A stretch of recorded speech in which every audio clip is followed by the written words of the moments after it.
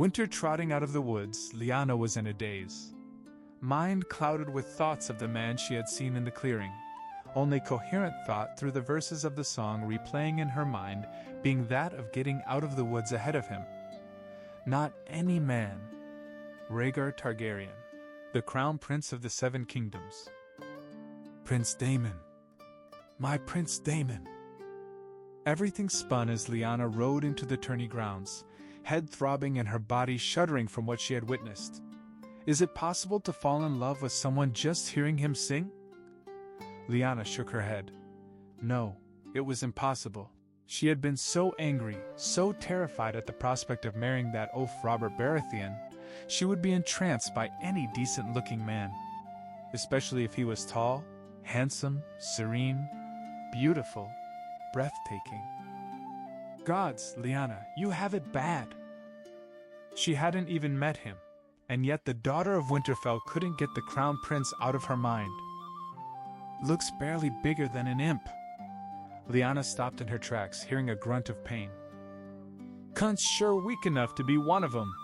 Shouts and yelling were common on the tourney grounds, enough to cause most to tune every loud noise out. But these voices were so hostile, it caught the she-wolf's attention. Dismounting Winter with a trained ease, she quickly tied her to a post and crept around a storage tent, peeking across the corner to where the sounds were coming from. 3 burly young men, each at least 5'10" but no older than Lyanna herself, were surrounding a smaller figure that had been knocked to the ground. Small of stature but with a rather nimble strength about him, he tried to scramble for a 3-pronged spear laying in the dirt, but a kick to his face sent him sprawling back. Lizard lion sigil on his leather gambeson visible to her. House Reed. Stay down, motherfucker! I am the Lord of Greywater Watch! The small-statured man yelled only to get another kick, this time in the gut. Lyanna recognized him now. Howland Reed, one of her father's bannermen, and the Lord of the Crannogmen in the neck. He had been a rather quiet one during the journey south, but Lyanna had thought well of him. I am the Lord of Greywater Watch, mocked one of the boys in a bad falsetto, clearly the leader of the gang. I squire for Waldron Frey, and he's told me all about you mud people. Little better than wildlings. Another kick followed while Lyanna's blood boiled. Of course the Freys would employ dirtbags. Laughs came from the other 2 boys. Cerberus says they like to toss dwarves at pins like with bowling. The squire leered at the moaning Howland. Why don't we try the same with him? His comrades seemed to agree with the idea. At this, Lyanna couldn't take it anymore. She had always been one to stand against cruelty. Several Wintertown boys with their teeth knocked in for groping the washerwomen could attest to that, and the honor of a northern lord at stake only served to further convince her. Hey! The 3 squires stilled, looking to her with a mild irritation at being interrupted. Stop it! Piss off, cunt! The Frey squire hissed. They moved to kick Howland yet again. Drawing her sword, the sound of steel scraping against the scabbard drew their full attention. I said stop it! Don't want to get your dress in a twist, laughed the 3rd squire, pitchfork and blazoned shield strung across his back. House Hay? Lyanna narrowed her eyes, standing tall. Does it make you feel like men to pummel someone smaller than you? Tired of getting black eyes and losing teeth from the boys your own size? The Frey squire sneered, leading his comrades to abandon Lord Howland in the dirt. What part of piss-off do you not understand, bitch? A deep laugh left Lyanna's lips. Bitch and cunt. You must get a lot of attention from the women with that talk. She grinned, enjoying how she was riling them up. None of them recognized her. Good. That just made it all the more fun. I take you keep your coin purses full when trying to fuck. Only the Blount squire seemed to understand the insult, flushing red like a tomato. You'll pay for that, cunt! Drawing his sword and charging. Blade high, chopping wildly, it didn't take much effort for Lyanna to knock it to the side and ram the pommel of hers into the squire's gut, a kick to the shin, sending him to the ground. Right behind came the pitchfork squire, but his comrade fallen caused him to hesitate. A perfect opening for Lyanna to smash her elbow into the boy's face. Blood spurting from a broken nose as he howled in pain. "Is that the best you can do?" she mocked, scoffing. "A girl of 10 and 7 knocking you on your ass?" Unlike his friends, the Frey squire darted in, feet quick yet in a firm stance. Such were his only attributes, blows as sloppy as the others, trained by the best fighters among the Winterfell guards, not to mention her own brothers. Lyanna parried the first strike blade twirling in her wrist to knock it out of his hand, sword clattering on the ground. He moved to grab it, only for Lyanna to punch him in the jaw. Up came the first boy, arms wrapping around her, breath hot on his ear as his hands moved to grope her breasts. "You're mine, whore!" he hissed. Seeing red, Lyanna let out all of her anger and rage on the little cunt. Elbow ramming into his gut, she spun around and kneed him in the stones. Grunting in pain, she uppercut right into his lower jaw, teeth fountaining into the dirt. The Frey squire moved for his sword, but Lyanna Mock lunged with hers. "I'll keep this blade, thank you." She lunged again. "Run!" The two boys grabbed their moaning comrade, dragging him out as they booked it out of there, leaving a rather proud Lyanna to strut about the field. Watching the whole thing with mouth agape, Howland Reed tried to stand only for the ache in his stomach to bring him down again. "Seven hells!" he cursed through gritted teeth, pushing back up onto his knees. This time, a hand was offered to steady him, bringing the Crannogman face to face with the gorgeous face of his savior. "Thank you, Lady Stark." She smiled warmly, high cheekbones, pure white teeth, and dimples, making it one of the most beautiful smiles he had seen. "Pish, it was my privilege to take down those fuckers!" His widening eyes at her language made her giggle. Most highborn girls never cursed, but she wasn't most girls. "And call me Lyanna, Lord Reed." "Then call me Howland." He chuckled, but it changed into a grimace. "Sorry, it hurts to laugh." "Let's get you to a maester, and a cup of the finest ale. My treat." Draping Howland's arm around her shoulder, she helped him to her waiting horse. All unbeknownst to the silver-haired prince that had watched the entire thing from the tree line. "You have to be japing me, my prince." The sword of the morning's lips were pressed together, as if struggling not to grin. The crown prince's eyes narrowed, glaring at his Kingsguard and friend. "If I would jape to you, Arthur, would this be what I would use?" Arthur Dane thought for a moment, then nodded. "No, I suppose not." The two of them walked through the halls of the great castle, journeying towards his father's chambers. Except for a few servants that they dropped their voices to a whisper around, this wing of Harrenhal was empty. "I heard that the ladies of the north could be a wild bunch, but to take on 3 burly squires, and to be your bride no less—" "Quiet," Rhaegar hissed. "Do you want everyone and their mother to hear you?" The prince had been the only child in the Red Keep during his youth, the last child of House Targaryen, it was said, given the extinction of all other lines due to illness or war, and his mother's frequent miscarriages. Aerys isolating him for so long, by the time Viserys was born, Rhaegar was 10 and 7, and approaching marriageable age. Thus, it was only when the young Arthur Dane arrived at the Red Keep to win the king's tourney, did Rhaegar have a close friend he could call his own. While he was on good terms with the entire Kingsguard, he and Arthur were thick as thieves. His most trusted counsel along with Rhaella and Elia. "I saw it with my own eyes and still can't believe it. She was good, Arthur. In need of some refinement, but very, very good. I'd like to see her compete against some real opponents, but I'll take your word for it, my prince." Arthur looked him over from underneath his helmet, as if searching for something. "Are you pleased with your new bride?" Closing his eyes, Rhaegar envisioned the raven-haired Lyanna Stark. Fluid movements with sword in hand, the way her dress clung to her willowy yet toned frame, her raven hair shimmering in the sunlight.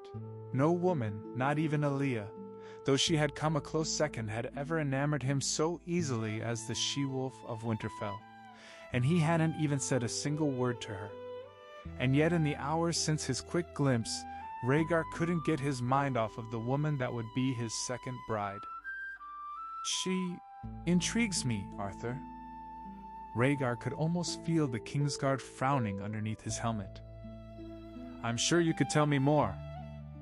Arriving at the entrance to his father's chambers, Sir Geralt and Sir Barristan bowed at their prince. I'm sure I could, Arthur. Winking at his friend, Rhaegar entered through the door with a grin. A grin that promptly fell as he found his father sitting alone in his chair, staring out at the God's Eye from the window. Completely on the other side of the mammoth chambers, his mother was reading a tale to his baby brother. Ray! Silver curls bouncing atop his shoulders, Viserys ran over to him. Wanting to laugh in joy but restraining himself out of the three of them, he was the most likely to set his father off. Rhaegar instead picked up his brother, growing body as light as a feather to him. Good afternoon, my prince, he smiled. What have you been up to? Muna is reading about the conquest.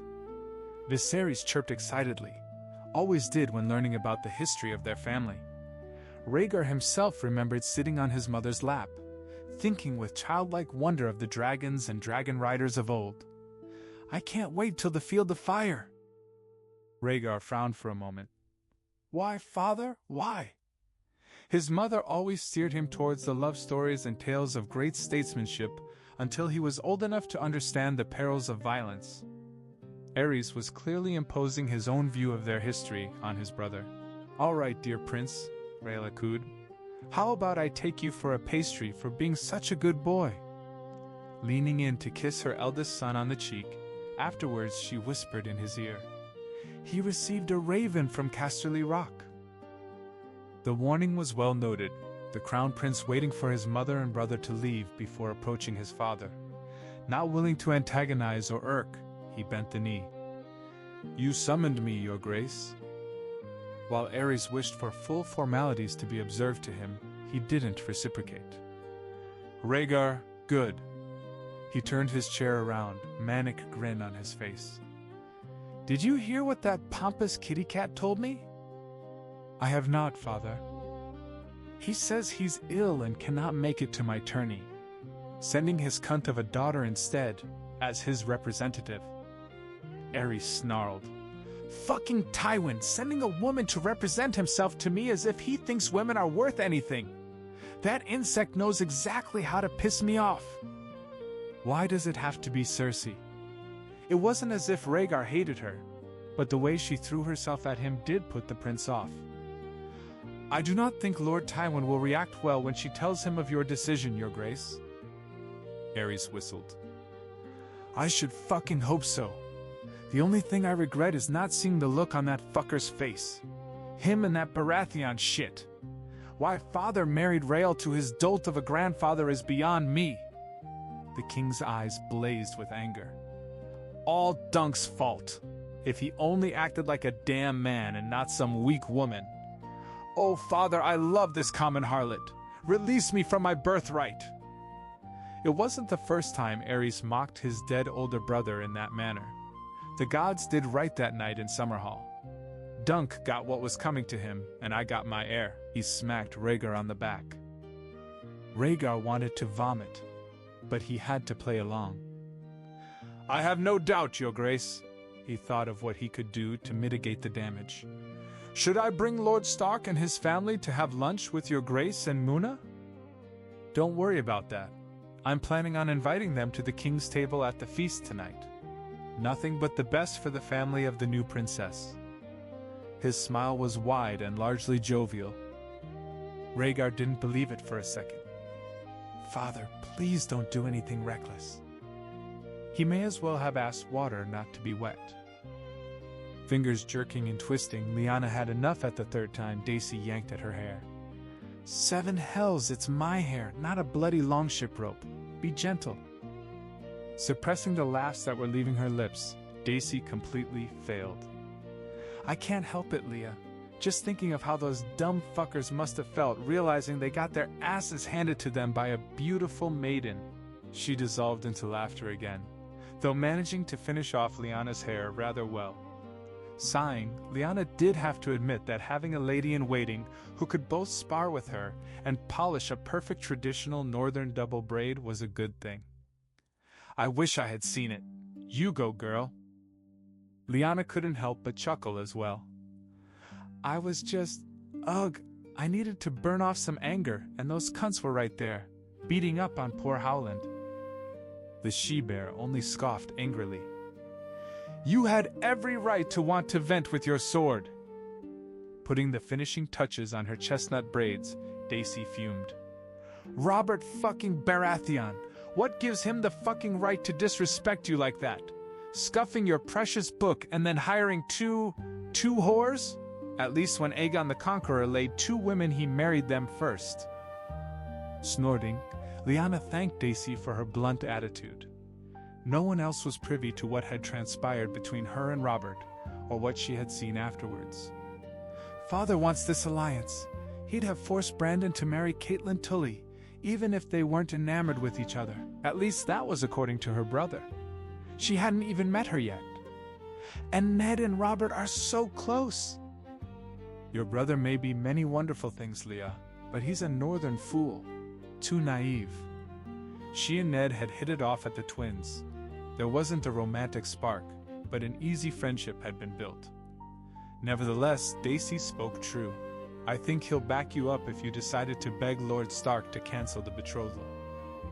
Blinking back a tear, Lyanna stood, looking herself over in the mirror, smoothing out any creases in the fancy northern dress and perfect braids.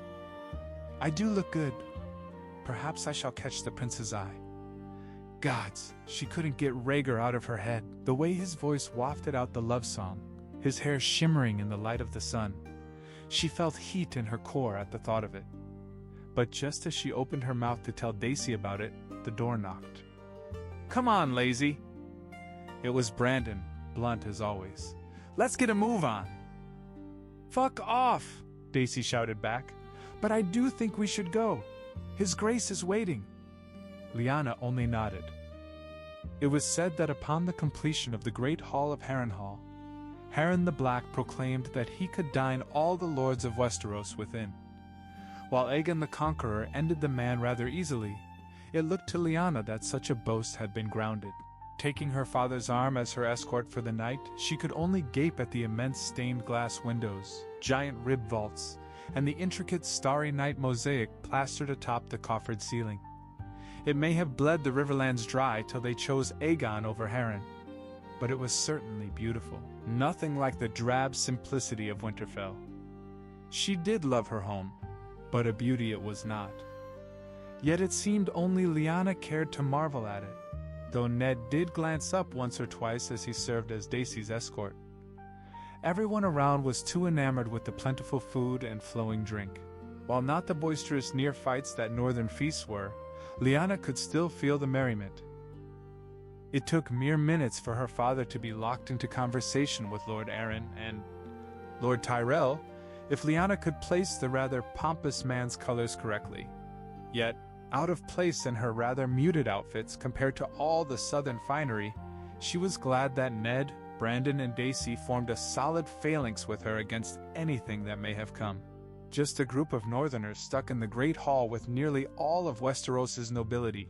She wondered if anyone would end up approaching. Bran. Even with the cacophony, Lyanna did nearly jump out of her skin as a striking redhead ran between the tables, leaping into Brandon's arms. Gods, I'm overjoyed to see you again. The woman kissed him rather passionately before breaking away, waiting to be introduced. Brandon, grinning like an idiot, motioned to the new arrival. Everyone, this is Catelyn Tully. Dear Cat, this is my brother Ned, sister Lyanna, and her lady Daisy Mormont. Lyanna blinked, chiding herself for not putting it together. You're too fixated on the prince. Smiling, she leaned in to hug her future good sister. The greetings passed like a blur, 2 others joining them. Introduced as Catelyn's younger sister Lysa and the Tully ward, Petter Baelish. While Catelyn grew on her due to her apparent adoration of Brandon, the other 2 were...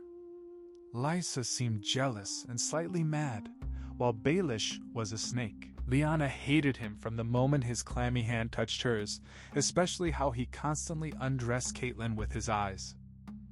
Brandon was oblivious to this, or if he noticed he didn't say anything, one advantage of his prime self-confidence. "Littlefinger?" Lyanna suppressed a snicker at Baelish's nickname. A gold dragon for how that name came to be. "I heard you nearly got your ass handed to you by Victarion Greyjoy." Littlefinger flashed everyone a wide, toothy smile. "A large boar, I'm afraid the Lord of Pike's brother is. Not as salty as Balon or crafty as Euron, but boars can be dealt with if one has a silver tongue." From how his smile shined on all the ladies, Leah wished that the Greyjoy brute had beaten him into a coma. A finger tapping on her shoulder drew Lyanna out of her rather interesting discussion with Catelyn over the vacancy of the Master of Laws. Turning, she came face to face with the man she did not want to see. "My dear Lyanna." Robert smelled of alcohol already, but other than that was rather dashing in his doublet and silk trousers. "Ned, I don't think you'd put up a fuss if I danced with the lady here?" Ned shrugged, Brandon laughing beside him. "Go ahead, Robert. I'd be insulted if you didn't dance with her." Waggling his eyebrows, the stag offered his hand. "Shall we?" Eyes flickering between a murderous gaze at Ned and a pleading look at Daisy, Lyanna realized she was not getting out of this. Plastering a fake smile on her face, she took the proffered hand, barely even yelping as she was whisked to the dance floor. The tune was a rather serene one, though fast enough so that she wouldn't have to be too close to Robert. "You're a good dancer," Lyanna commented, praying this would end soon. Robert scoffed. "Jon Arryn taught me and Ned. He loved it, but this shit is boring to me. Give me swordplay any day." Lyanna fought the urge to roll her eyes. "Now at our wedding, I won't mind dancing with you." His speech was slurred, though he didn't miss a step. "I should hope our wedding would be in the Winterfell Godswood." A dream of hers from the beginning, to marry before the weirwood tree. "That may be a problem, sweet Lyanna." Robert's grin looked like he had passed gas. "'Cause after this tourney I intend to take you to Storm's End as soon as possible." The she-wolf bit her cheek to keep from screaming. Thankfully, though Lyanna was probably the only one who thought so, the song was cut off by the trumpeting heralds. "Presenting," boomed one of the royal servants, "His Grace, Aerys of House Targaryen, second of his name, King of the Andals, the Rhoynar, and the First Men, Lord of the Seven Kingdoms and Protector of the Realm." All present bent the knee as the royal family strode in surrounded by their guards. Aerys in the front, followed by the Queen, behind were both princes, rounding it out. Combined with the two young children in the Red Keep, the last of House Targaryen in all their glory. "Well, looks like the dance is over, my sweet Lyanna." Robert seemed put out, while Lyanna hid how relieved she was while they went back to their tables. "Until next time, dear intended." She wanted to spit in his drunken face. As the king took his seat at the center of the table, Lyanna's eyes were drawn not to him, but to the man 2 spots to the left, seated right next to Queen Rhaella. My Prince Daemon. If anything, Rhaegar Targaryen looked even more handsome that night. Doublet of fine silk showing off his taut frame, long mane of silver hair pulled up into a bun. Lyanna wanted to pull it out of that bun and run her fingers through it. She looked away, blushing red. "Gods, Leah, what's wrong with you?" Gushing like a love-struck girl barely after her first moonblood over the handsome knights in the Winterfell courtyard. Little did she notice the Crown Prince's violet orbs finding her among the other revelers. Nor did she hear the king rise from his seat and speak until halfway through his announcement. "To truly welcome our northern guests for leaving their Icegar." Lyanna watched as both the prince and the queen cleared their throats. A flash of something appeared in Aerys' piercing gaze, but he seemed to relax a split second later. "Homeland, to celebrate my beloved heir's name day, I invite them to dine at the royal table next to myself." Blinking, slightly shocked at the honor, Lyanna rose with the other surprised and stunned faces of her brothers and father, though he hid it well. Walking towards the king's table, her gaze drifted from the smug leer of the king to the stare of the prince. Their eyes meeting at long last, though both looked away after a mere moment. Lyanna resolved to take the place farthest from Prince Rhaegar at the table. The tune was a rather serene one, though fast enough so that she wouldn't have to be too close to Robert. "You're a good dancer," Lyanna commented, praying this would end soon. Robert scoffed. "John Aaron taught me and Ned. He loved it, but this shit is boring to me. Give me swordplay any day." Lyanna fought the urge to roll her eyes. "Now, at our wedding, I won't mind dancing with you." His speech was slurred, though he didn't miss a step. "I should hope our wedding would be in the Winterfell Godswood." A dream of hers, from the beginning, to marry before the weirwood tree. "That may be a problem, sweet Lyanna." Robert's grin looked like he had passed gas. "'Cause after this tourney I intend to take you to Storm's End as soon as possible." The she-wolf bit her cheek to keep from screaming. Thankfully, though Lyanna was probably the only one who thought so, the song was cut off by the trumpeting heralds. "Presenting," boomed one of the royal servants, "His Grace, Aerys of House Targaryen, second of his name, King of the Andals, the Rhoynar, and the First Men, Lord of the Seven Kingdoms and Protector of the Realm." All present bent the knee as the royal family strode in surrounded by their guards. Aerys in the front, followed by the queen. Behind were both princes, rounding it out. Combined with the two young children in the Red Keep, the last of House Targaryen in all their glory. "Well, looks like the dance is over, my sweet Lyanna." Robert seemed put out, while Lyanna hid how relieved she was while they went back to their tables.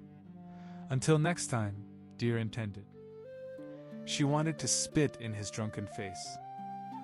As the king took his seat at the center of the table, Lyanna's eyes were drawn not to him, but to the man 2 spots to the left, seated right next to Queen Rhaella. My Prince Daemon. If anything, Rhaegar Targaryen looked even more handsome that night. Doublet of fine silk showing off his taut frame, long mane of silver hair pulled up into a bun. Lyanna wanted to pull it out of that bun and run her fingers through it. She looked away, blushing red. "Gods, Leah, what's wrong with you?" Gushing like a love-struck girl barely after her first moonblood over the handsome knights in the Winterfell courtyard. Little did she notice the crown prince's violet orbs finding her among the other revelers. Nor did she hear the king rise from his seat and speak until halfway through his announcement. "To truly welcome our northern guests for leaving their Icegar." Lyanna watched as both the prince and the queen cleared their throats. A flash of something appeared in Aerys' piercing gaze, but he seemed to relax a split second later. "Homeland to celebrate my beloved heir's name day, I invite them to dine at the royal table next to myself." Blinking, slightly shocked at the honor, Lyanna rose with the other surprised and stunned faces of her brothers and father, though he hid it well. Walking towards the king's table, her gaze drifted from the smug leer of the king to the stare of the prince, their eyes meeting at long last, though both looked away after a mere moment. Lyanna resolved to take the place farthest from Prince Rhaegar at the table. Lord and Lady Went had spared no expense for the courses in front of them. Whole roasted boar, honey-glazed pork belly, chicken and quail braised with herbs, pigeon pie, lamb stew with imported rice from Essos, thick-grained soup, oven-fresh breads, platters of ripe fruit, and countless pastries. Everyone happily stuffed their faces, drowning down the scrumptious delicacies with gallons of wine and ale, as well as a new drink from the Vale known as whiskey. Lord Baratheon had already guzzled down plenty of it, though it didn't slow him down. Servants constantly brought in more and more, replenishing the dishes of the various lords, knights, and ladies nestled within the great hall. As always, the royal table secured the highest amount of attention from the servants, even in spite of Lord Went being forced to sit elsewhere to accommodate the Starks. The plates of each man and woman seated there were always full as a result. Though for Rhaegar, nothing had been topped off or refilled. Brooding frown planted on his face, he merely picked at the chicken leg and helping of stew in front of him, the only fully eaten morsel being the apple core resting off to the side. A fleck of pork landed on his hand, currently resting unused on the table. Rhaegar glanced to his left, finding young Viserys attacking his food with gusto. "Sweetling," he chided good-naturedly, "slow yourself." "But this is how a dragon eats," chirped the boy, grabbing a thick slab of pork belly and scarfing it down, mumbling something unintelligible.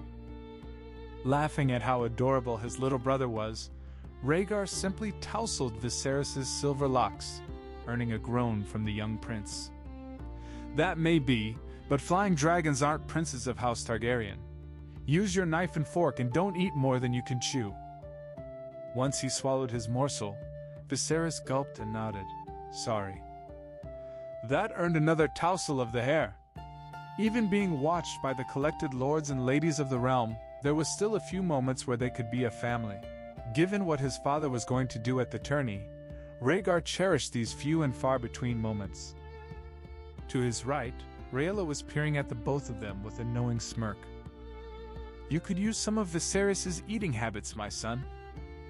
"Muna. Don't Muna me, young man," she whispered, kind but firm. "No matter how old you are, I am your mother, and I will not let you go hungry. Now eat." Groaning quietly, hoping none of the vultures before him saw their crown prince chided by his own mother, Rhaegar nonetheless took the chicken leg and started working his way through it. Even though it tasted divine, once swallowed it felt like the acid was about to eat his way through his stomach. "Father seems happy, for once." Sure enough, Aerys was slowly eating his plate, serene smile on his face the whole time. For a recluse who had less of an appetite than Rhaegar did at the moment, it was odd. Suspicious. Rhaella's voice dropped into an even lighter whisper. "He's imagining how the news will upset the apple cart, especially with the Baratheons." Rhaegar wanted to bang his head on the table. "They're not my favorite either, but if the king wanted to go around Tywin, why do it in a way that would give him a natural ally in Lord Robert?" The oaf was already on his 5th cup of whiskey, unable to hide his open and wanton gaze upon the occupant of the far right-hand seat at the table. The Starks were enjoying themselves. Lord Rickard lost in conversation with Arthur and Barristan, while Brandon and Eddard spoke with a beautiful redhead leaning over the table, giving the Stark heir googly eyes, Catelyn Tully. And then there was Lyanna. Never had he seen someone so beautiful. Wild chestnut locks, lithe body, fair face, and a fiery strength to back it up. Only Elia could compare, but the both of them were so very different that such a comparison was unfair. Looking away before the alone, quiet woman could see him, the crown prince took a sip of wine to contain his nerves. "Am I truly falling for her?" Rhaegar shook his head, clearing out his mind. "Don't be adults, you can't afford to be sentimental." Yet one look at Lyanna Stark made such resolve crumble into dust. But when the king stood, all fell silent. Revelry of even the drunkest ceasing in an instant. "Lords and ladies," Aerys began, voice even and the epitome of polite grace covering his expression. He looked like the great Targaryen king he had been early in his reign. "I thank you for arriving to celebrate my heir's name day, my son, Rhaegar Targaryen." Aerys glanced at Rhaegar, and the prince felt at that moment as if his father truly loved him. Inwardly, there was a deep suspicion, but he forced a genial smile on his face. "A toast to him, the young dragon reborn." "Hear, hear!" cheered the crowd. Rhaegar could hear Robert's booming voice above the others, but also the feminine lilt of the Lady Lyanna. Though he hadn't ever heard her speak, somehow he knew it was hers. Aerys continued, the munificent expression still exposed to all. "Special thanks not only to Lord and Lady Went for their delightful hospitality, but also to the Honorable Lord Stark and his charming family." Rickard nodded politely to the clapping of the crowd, Brandon eating it up, while Eddard and Lyanna seemed to wish to melt into the walls. Rhaegar didn't know about Eddard, but he felt that the she-wolf wasn't normally like this. "Wait, is it me?" He shook his head. No, of course not.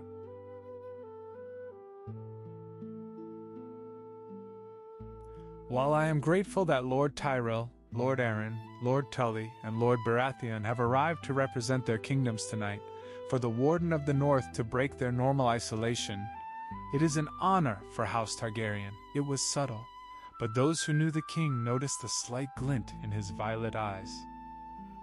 I'm reminded of the last time House Stark truly ventured south into the Game of Thrones. It was during the Dance of Dragons. Rhaegar fought to keep his jaw from dropping. Now? He's doing it now? One glance at his mother found her just as shocked and worried. Father, please no. You do remember Lord Stark? Aerys asked his guest, Rickard's confusion at the topic delighting him greatly. All that was missing was Lord Tywin and his cunt daughter to watch the auctioning off of the Lady Lyanna. Or was it Rhaegar he was auctioning off? Either way, this was the most fun he had since mutilating and burning alive Lady Darkland several years back. What happened then? Furrowing his brow, unsure of where his king was going with this, Rickard nonetheless spoke up. Well, your grace, my ancestor the Lord Cregan Stark signed a pact of support for Queen Rhaenyra Targaryen, the rightful heir to Viserys I, the namesake of your young son, sire. Little Viserys beamed at the praise of such a high lord, while Aerys scowled for a split second before the regal smile returned. Ah yes, House Stark shaking off its isolation to defend the realm against traitors and usurpers in favor of the rightful ruler. Rhaegar wanted to facepalm himself, and could tell Rhaella was suppressing a groan. Aerys hated both Rhaenyra and Aegon.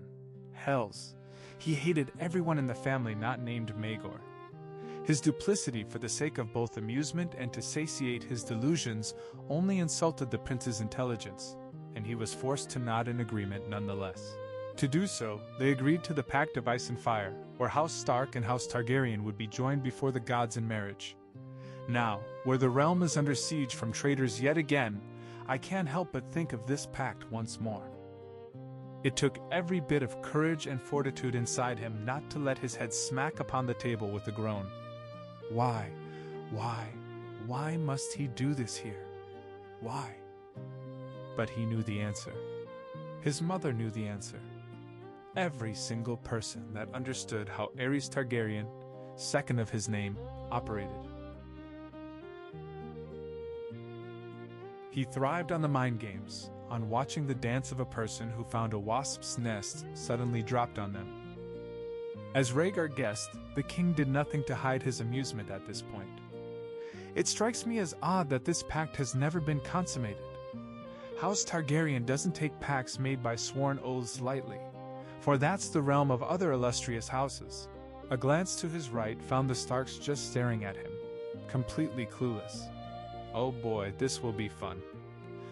Therefore, I intend to rectify this injustice by personally announcing the betrothal of my son and heir, Prince Rhaegar, to the Lady Lyanna of House Stark. If it was good enough for Aegon the Conqueror to have two brides, then why not my own seed? And only to look back and watch the reactions. One could hear a pin drop in the great hall of Harrenhal. No one moved, no one breathed, not even a fly adding its irritating buzz to break the quiet. Biting his tongue, Rhaegar braved the line of fire to glance to his right. His mother was silent, sitting straight and trying to rise above it all. Lord Stark was totally stunned, mouth gaping at the announcement. His son Brandon seemed to try and choke down the gulp of wine he had taken, while his second son, Ned, was white as a sheet. Not daring to meet eyes with Lyanna, his betrothed by royal decree, again, Rhaegar found Robert in the crowd, his face purple with rage. Oh, beautiful. A toast to Rhaegar and Lyanna, the king announced, not bothering to hide the dark smirk on his face. He lifted his goblet, forcing all the lords and ladies present to do so as well. No one noticed Lyanna in the corner of the table, look of shock slowly transforming into the smallest of smiles. This is an outrage. Brandon Stark was a man of quite open emotion, but never had he been so enraged in his life. Ned thought that if his face was any redder, steam would be coming out of his ears. "I don't fucking care if he's the king! No sister of mine will be ripped away from us and made some damn dragon spawn's pillow slave!" "Please, brother," Ned stated, palms pressing on the taller Stark's chest. "Calm down." "Calm down? Calm down?" If Brandon could be called enraged, he didn't know what words in seven hells he could use to describe what Robert was.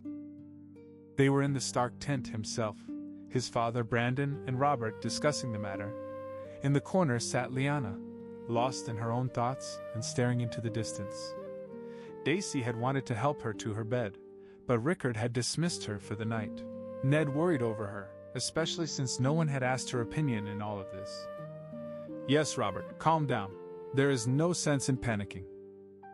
"She is your sister! Your sister and my bride!"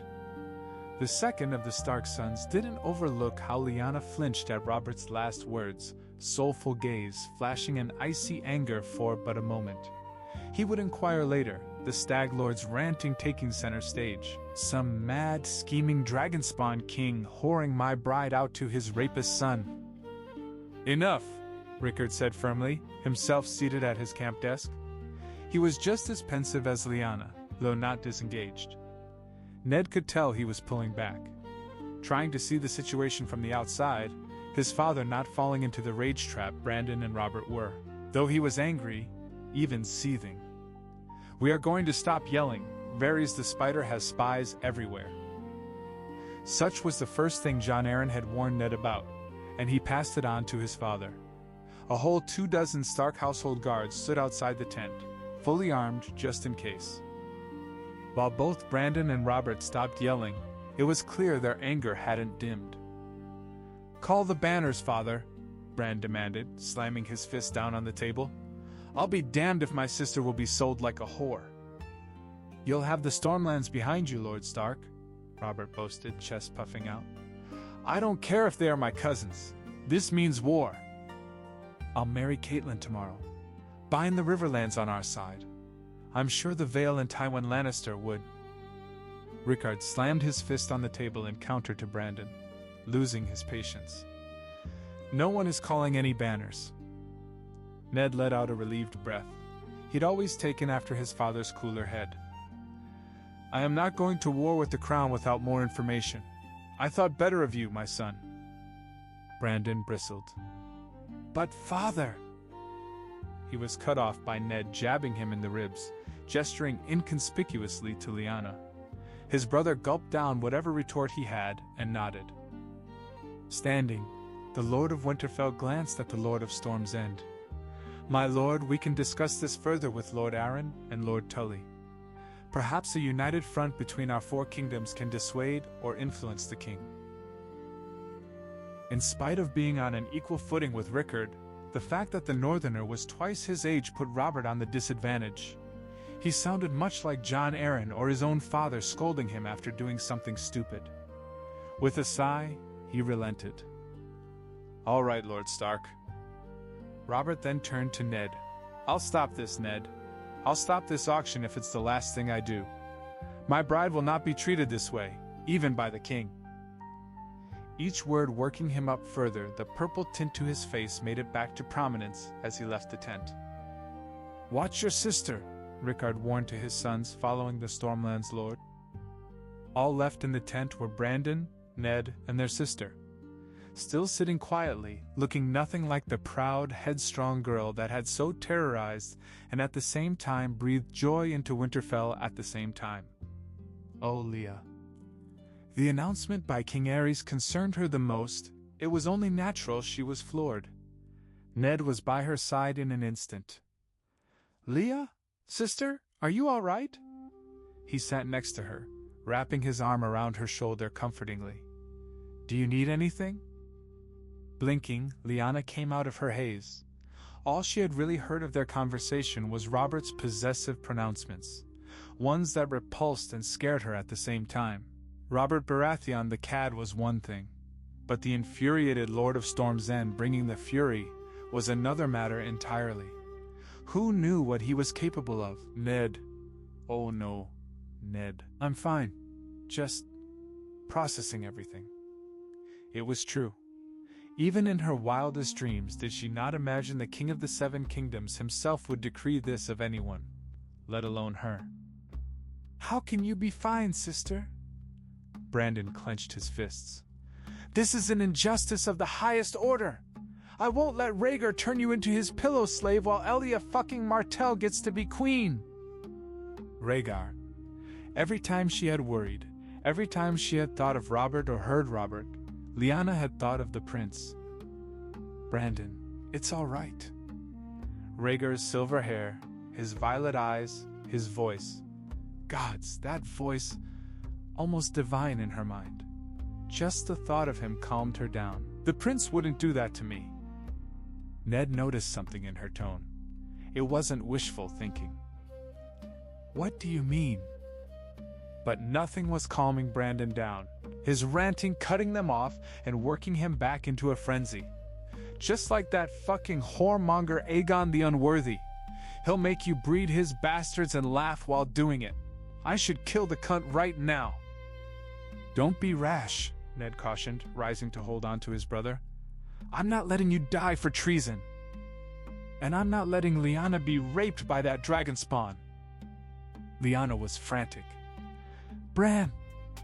Here she was faced with a potential dream, and Brandon's impulsiveness was rapidly turning it into a nightmare. Please, don't get yourself killed for me. I couldn't bear it. He knelt beside her, taking both of her hands in his.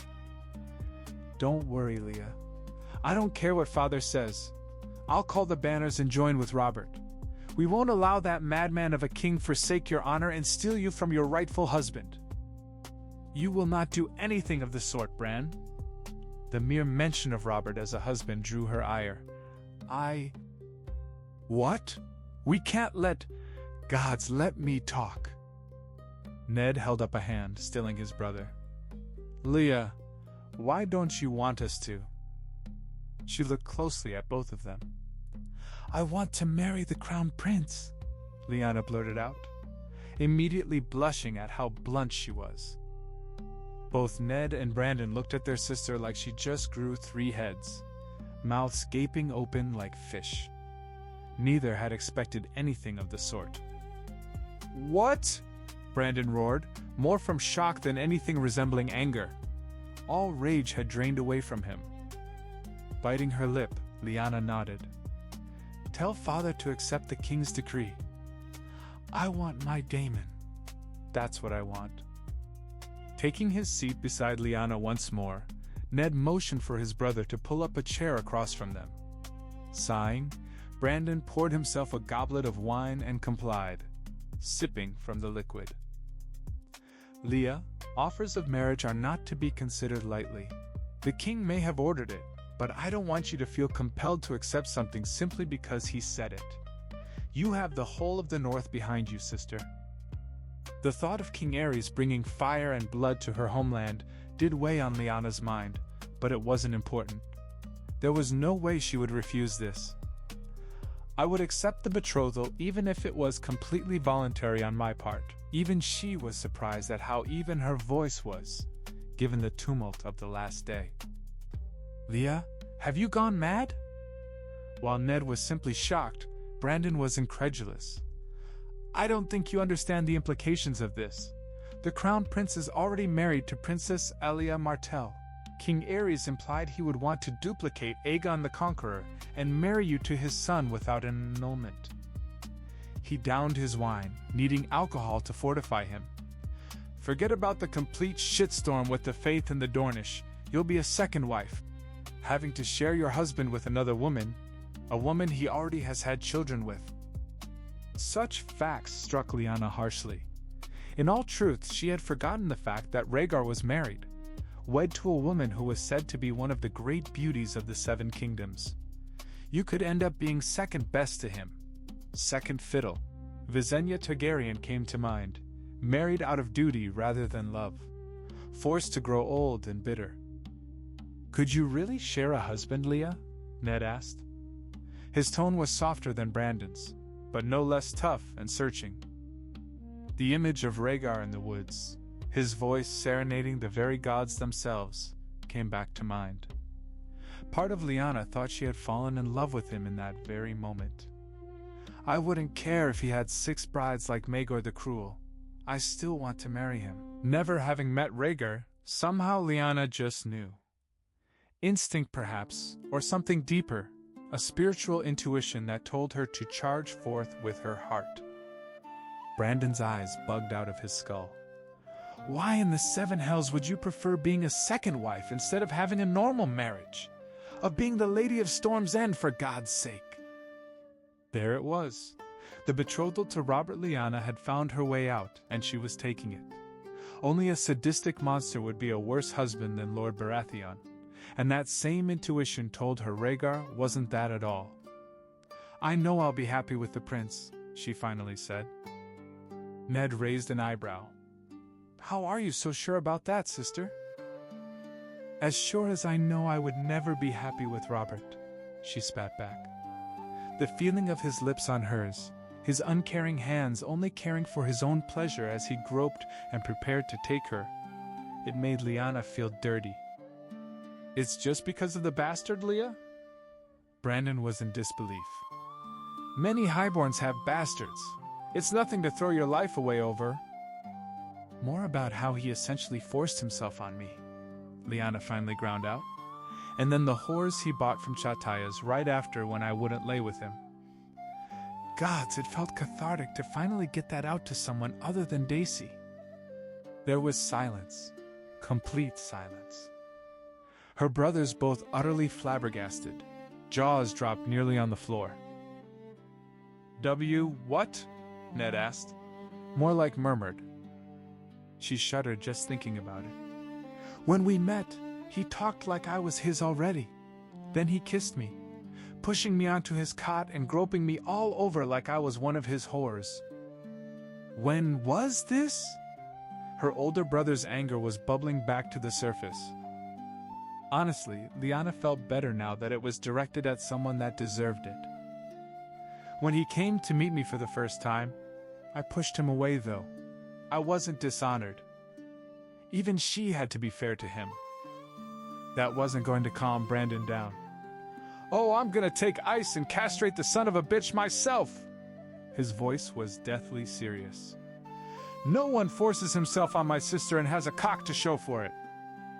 While she was glad his support of Robert had evaporated, Lyanna couldn't have him declare war on the Stormlands.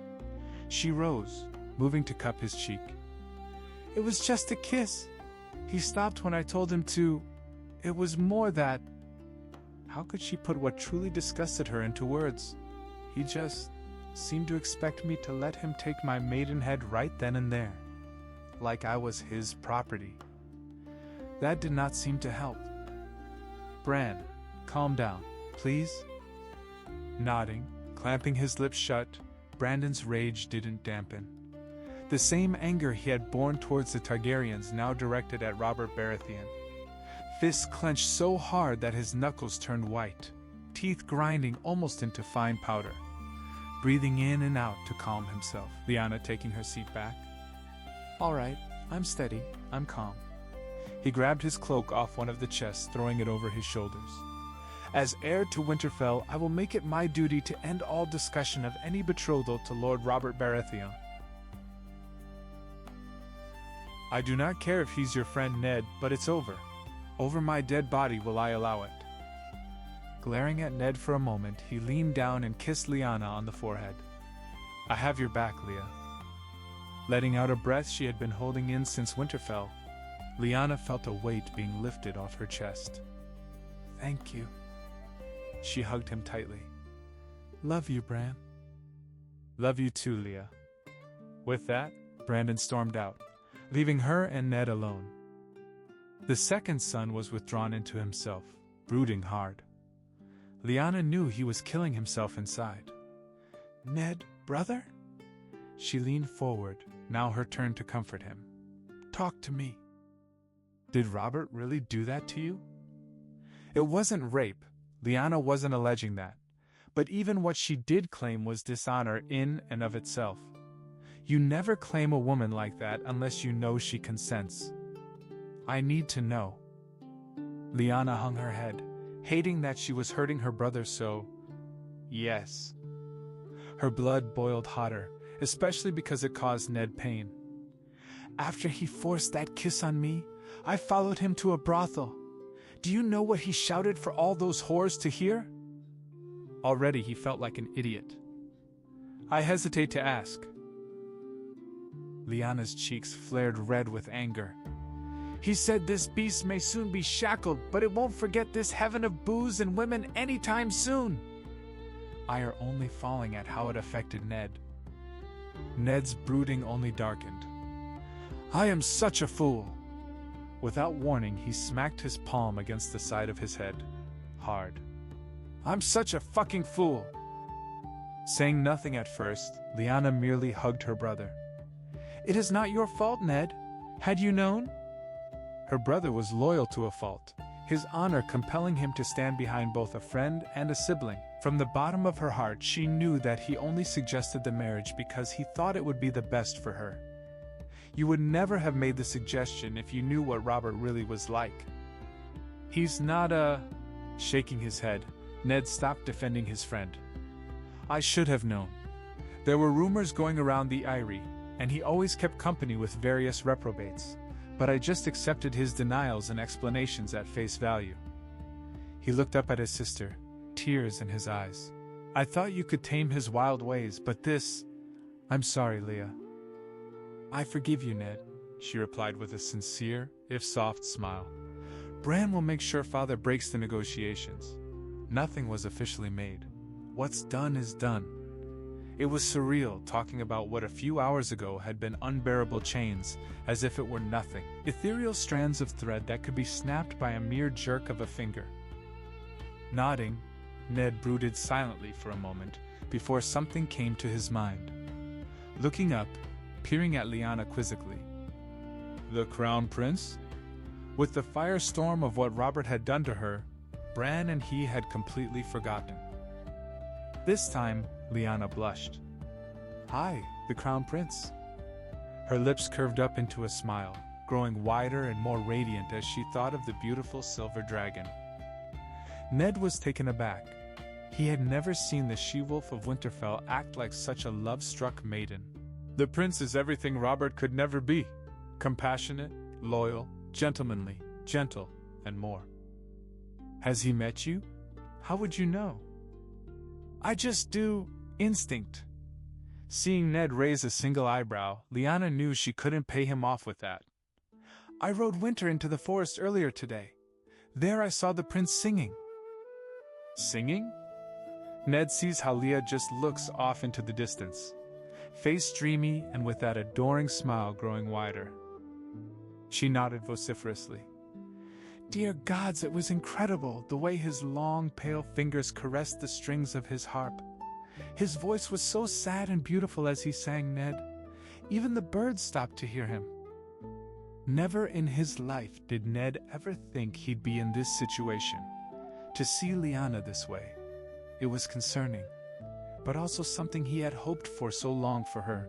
Happiness, love, and joy. You're really falling for him, he said quietly. I am, brother, and I pray he feels the same. He'd be a fool not to.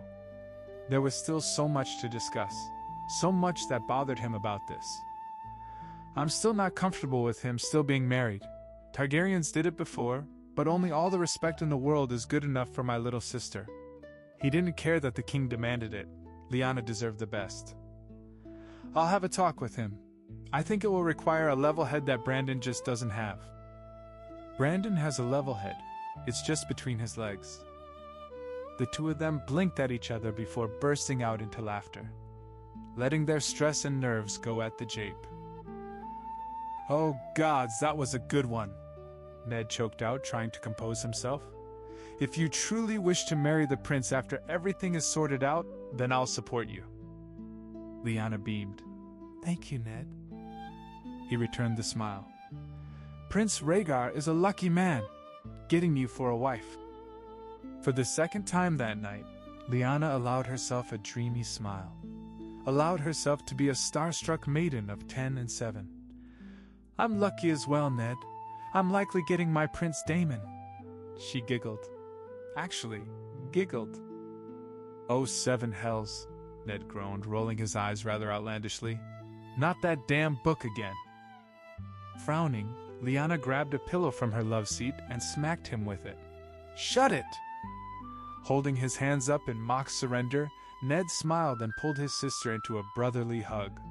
One she quickly returned. I really am a fool. Every part of him had been so sure Robert would change his ways for Leah. But the truth was, he didn't even know what Robert really was. I can only hope that the Crown Prince is anything like the one in her book.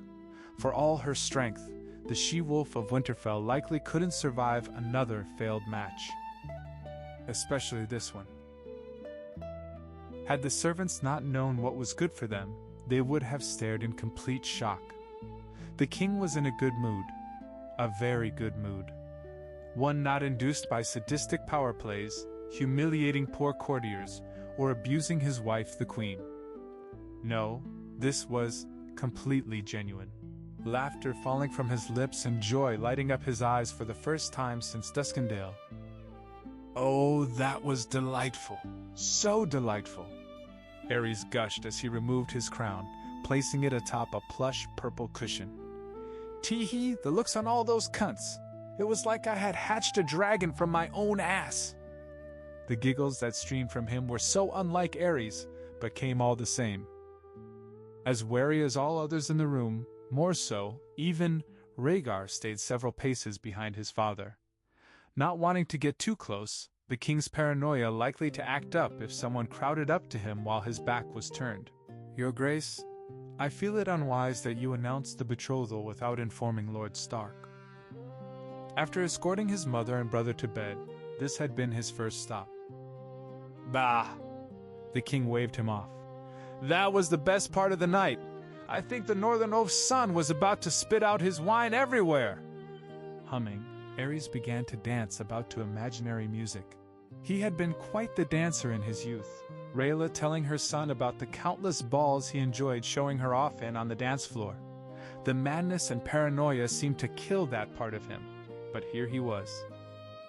Rhaegar wasn't the only other person in the room. Why make an alliance with the Starks, Your Grace? Asked Hand John Connington, suppressed anger and pain evident on his face. Unlike the other loyalists who were concerned, Connington seemed to take it personally. Rhaegar had no idea why. They offer you nothing. The king stopped dancing. They offer me everything! Coughing, Aerys made his way to the decanter of wine, easing his throat with the fine arbor gold. Tywin is plotting, you see, and this she-wolf brat holds the key to keeping him in check. Rhaegar suppressed the urge to ball his fist tightly at how his father spoke of Lyanna. It was similar to how he reacted to the constant japes about Elia, only more intense. What? She was about to be betrothed to Lord Robert Baratheon, my liege lord. Griffin's Roost was in the Stormlands, meaning Robert officially outranked Connington outside of the king's favor. I was sitting with him. The anger was worse than 14 flames. Perhaps it is wiser to allow the betrothal to go through. Feeling a sudden surge of jealousy and protectiveness course through him that surprised Rhaegar, the prince was nevertheless saved by his father. No, fuck him. Stupid father should have married my older sister to Dunk instead of Robert's drunken, whoring grandfather. Maybe then Dunk wouldn't have acted like a fucking idiot and cohabited with that whore. We'd have more Targaryens and wouldn't be facing the doom. Only Rhaegar knew what he meant, the others blinking confusion. Jowls flopping, Mace Tyrell stepped forward, once the happiest man in the 7 kingdoms after his infant daughter was betrothed to Viserys. Now he had grown pale. Your Grace, my wife is a Hightower. I wouldn't brag about that, but go on, Lord Peacock. The king guffawed at his own jape. If Mace chose to ignore the insult, or was too much a dolt to understand it, Rhaegar bet on the latter. He didn't let on. The Hightowers are quite pious, and have a long history with the faith of the 7.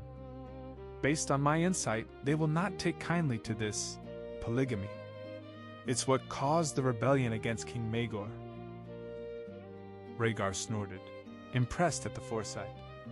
First thought of his that didn't come from his mother, probably parroting his wife. Mace was a kind-hearted fellow, but he lacked the brainpower for anything that insightful. The doctrine of exceptionalism that old King Jay established gives me the damn right, so the faith can shove it up their arses. We are dragons, Rhaegar and I. We answer to neither gods nor men, let alone a bunch of funny little men in robes. Mace withdrew, chastised. Now leave me be. Let me enjoy my evening. Rhaegar couldn't be told any further. Shutting the door to an image of the king gliding about the solar, robes swaying and an old Valyrian ditty about a dragon rider in a Lycene brothel tumbling from his lips, Rhaegar sighed and half collapsed against the stone wall of the hallway. At least one of us is happy, he mumbled.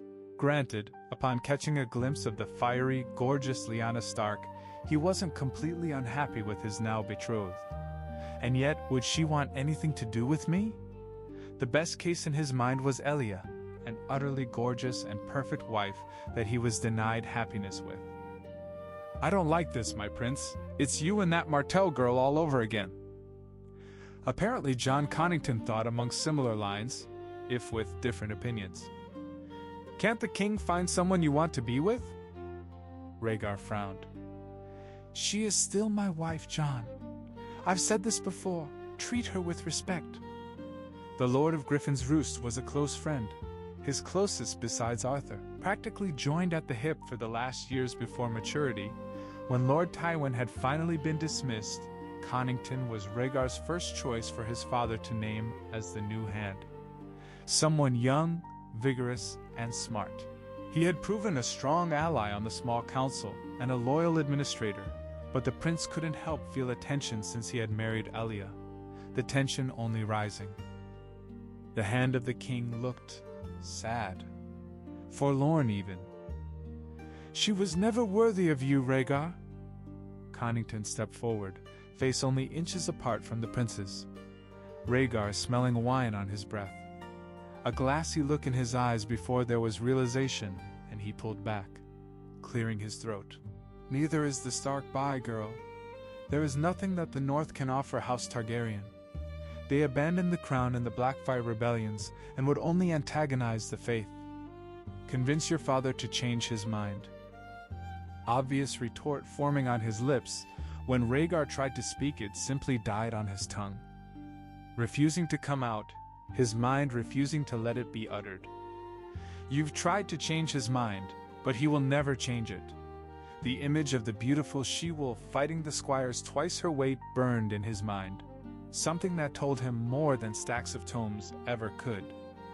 Could it be that you truly want this betrothal? I can't explain it, John, but it feels as if this is my destiny. Lips forming into a grimace, Connington only nodded. I'll pray this doesn't ruin you, Rhaegar. It would kill me if anything happened to you.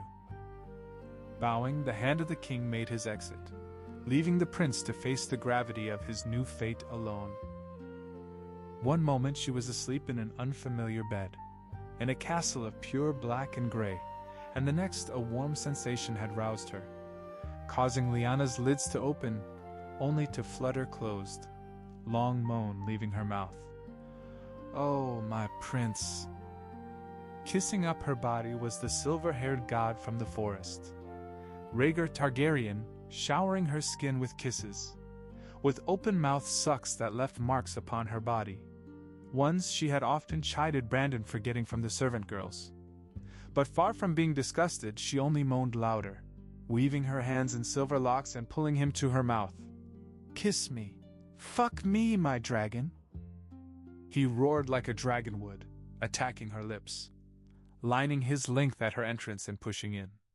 Sensations alien to her. Ah, don't stop. Unfamiliar, but so good. A feeling that Lyanna prayed never ended. The she-wolf bolted out of her cot, sucking in breaths of the chilled air. She was covered in a sheen of sweat, nightgown clinging to the curves of her body. What in seven hells? Lyanna murmured. A hand drifted to her chest, calming her beating heart. Stills of her dream flashed in her mind, causing Lyanna to flush an even darker red, as well as another part of her flushing rather hotly. Gods, I've got it bad. The last day had been a complete whirlwind, disgusted by the Lord of Storm's End only to find out she was betrothed by royal decree to the crown prince. Fuck me, my dragon! Falling back onto the bed, Lyanna's hand involuntarily snuck under her nightgown, finding her flower slick with her juices. Blazing hot, sensitive to the touch. She rarely did this, rarely found the need to, but by the old gods and the new, even the thought of her Prince Daemon. My Prince Daemon? Yes, he was hers now. By decree of the king, the most beautiful man Lyanna had ever seen was hers. Fuck, fuck, fuck, she murmured softly, biting her lip to keep anyone in the tent from hearing her. Fingers swiping hard against her own clit, wishing, imagining it was the prince doing all the things she had heard Daisy or the young servant girls brag or giggle about.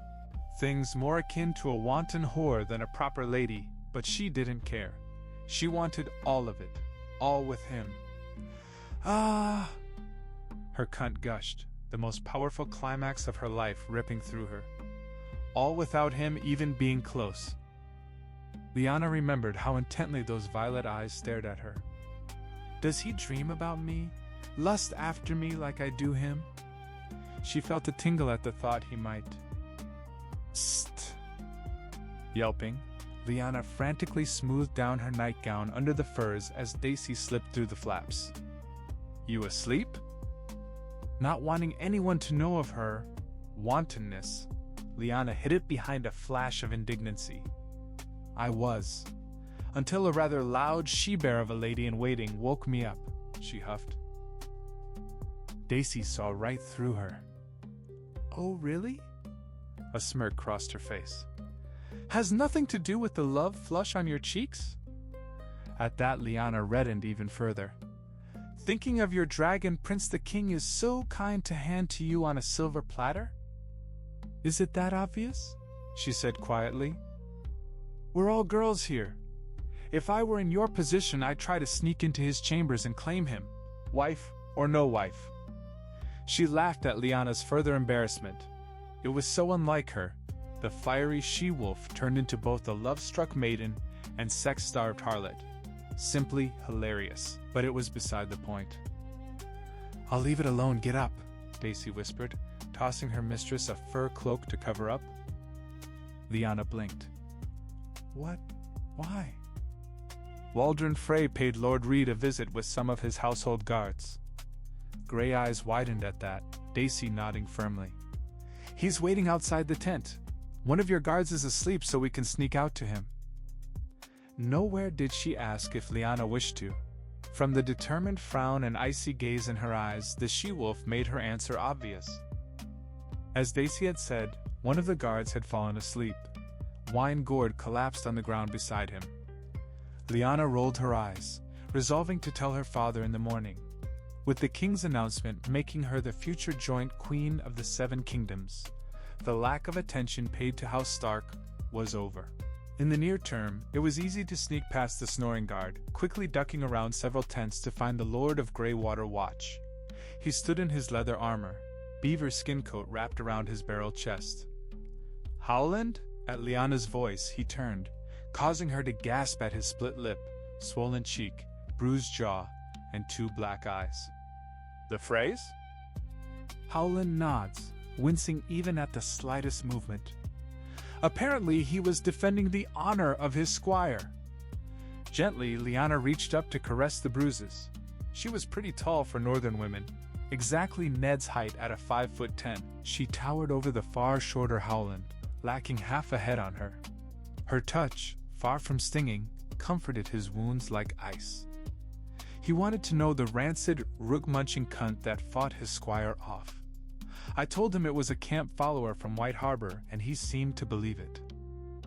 Anger coursed through her. In this she took exactly after her mother like Brandon did.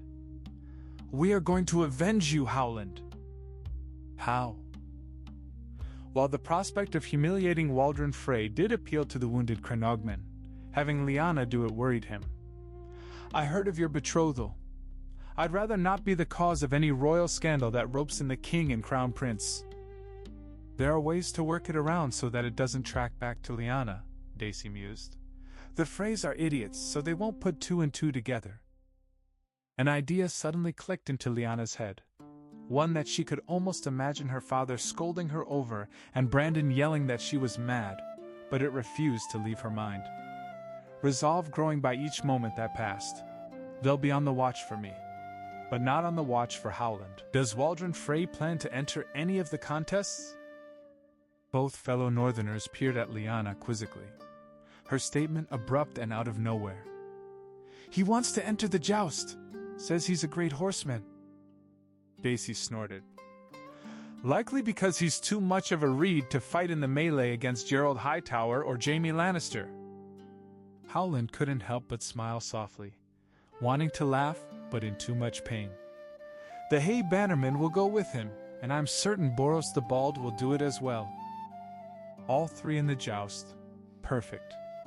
A wide, wolfish grin stretched out over Lyanna's face. Howland, you'll need to find me a set of cheap armor. Daisy, find me a plain palfrey. Listening to her plan, even the she-bear was incredulous. Really, Leah? You're basically a princess at this point, and you're going to draw all that attention to yourself? The king was known to be quite mercurial. It was quite possible that this would set him off. I haven't been introduced to the realm yet, so only an observant northerner would recognize me on sight. Neither was able to dissuade her.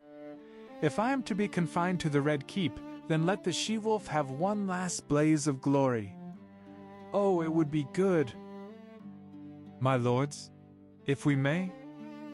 Silence, Rhaegar, Harry said curtly, waving him off. I'll handle this. He leaned forward, hands on his chin, an almost gleeful smile planted on his face. It wasn't just the announcement that pleased him. Rhaegar could tell he was just itching to see which lord or religious figure first talked themselves into an execution for treason. Tell me, my lords, repeat it again, why is this betrothal such an issue? In front, swaddled in their flowing silks or simple armor, were several lords of Dorne, representing the interests of Prince Doran in his absence. Princess Elia was one of them, and rather well liked in her homeland, and a slight to her honor was a slight on all of Dorne.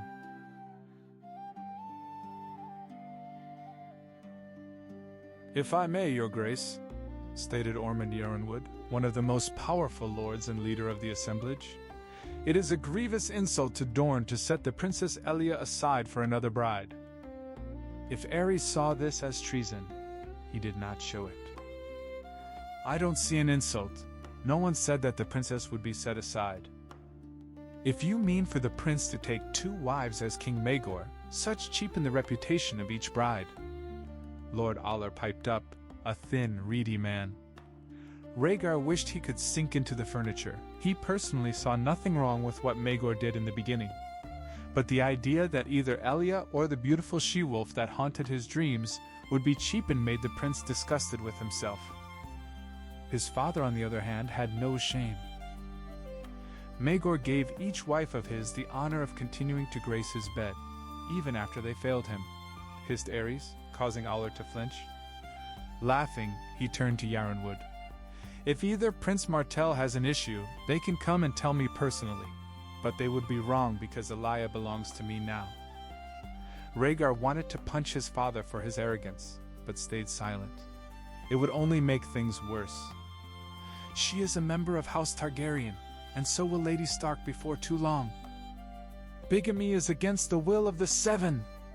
All eyes turned to the young Septon of Harrenhal, a young firebrand, rather handsome with a chiseled chin and brilliant blonde hair. Rhaegar thought the young maidens of his village cried when he devoted himself to the faith, burned with devotion to the gods of the Andals. The prince will burn if he allows himself to take another bride.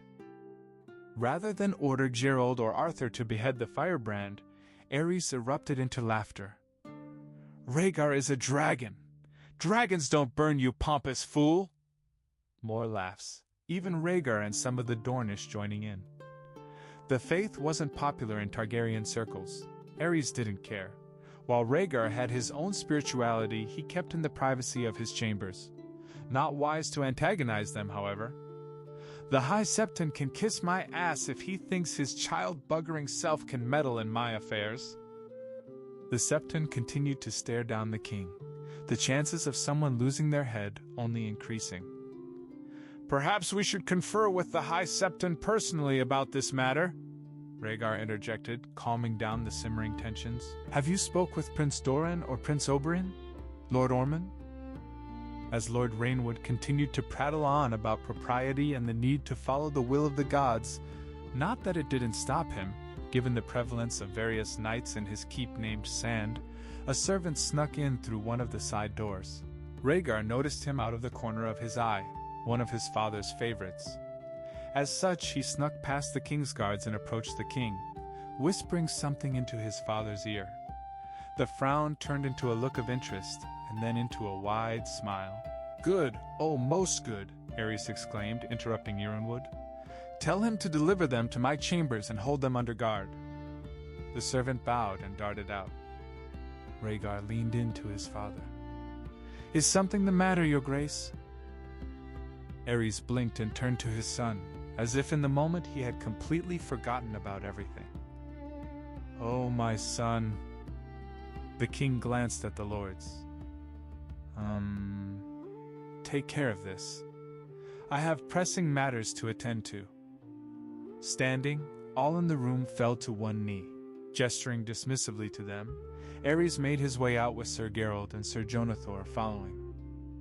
The Crown Prince saw his chance to end this. Lords of Dorne, I understand your concerns over the Princess Elia, but the succession rights of Prince Aegon and Princess Rhaenys will not change. I fully intend to continue my lifelong commitment to the Princess Elia. Such a marriage disrespects the gods, proclaimed the Septon. His ire was raised while the Dornish were somewhat placated by his earnestness. The faith will not permit it. The faith permitted both the Pact of Ice and Fire, a pact both blessed by the most devout and the High Septon at the time, and the doctrine of exceptionalism, hissed Connington, proving his appointment as hand did not cause a loss in skill from Tywin. His Grace Prince Rhaegar is a Valyrian, the last dragon, and is therefore not under the domain of the laws of the Andals. Bristling, the Septon pointed an accusatory finger at Rhaegar. You have no dragons anymore. Be wary of what you seek, my prince. With a huff, he left. Milling about, uncomfortable at the turn of events, the Dornish lords didn't hesitate to flee once Rhaegar dismissed him. The prince wanting a stiff drink as he rubbed his temples. I don't anticipate a problem with Dorne until my dear good brothers get involved. No, the Dornish have been rather lax in their morals, Connington chuckled, eyes growing wistful, as if remembering something fond from his memories. The Martell's ire will be personal, but the faith is another matter entirely. I shall see to it that the Septon has an accident. Rhaegar shook his head. That would just cause more headaches. Notify Varys and your contacts in Old Town to bribe the High Septon. A man that doesn't want his predilection for boys under the age of 10 would likely proclaim visions of leaving House Targaryen alone if the price is right. Connington nodded, slightly proud of his normally straight-laced friend for his cunning. Anything else? A sigh from the hand of the king. Well, Rhaegar, your mother is currently meeting with Rhaegar Stark to negotiate the bride price for the Lady Lyanna. Connington's nose wrinkled in distaste. Burying his face in his palm, running it down his face, Rhaegar felt his head pounding. I'm going to get that drink now.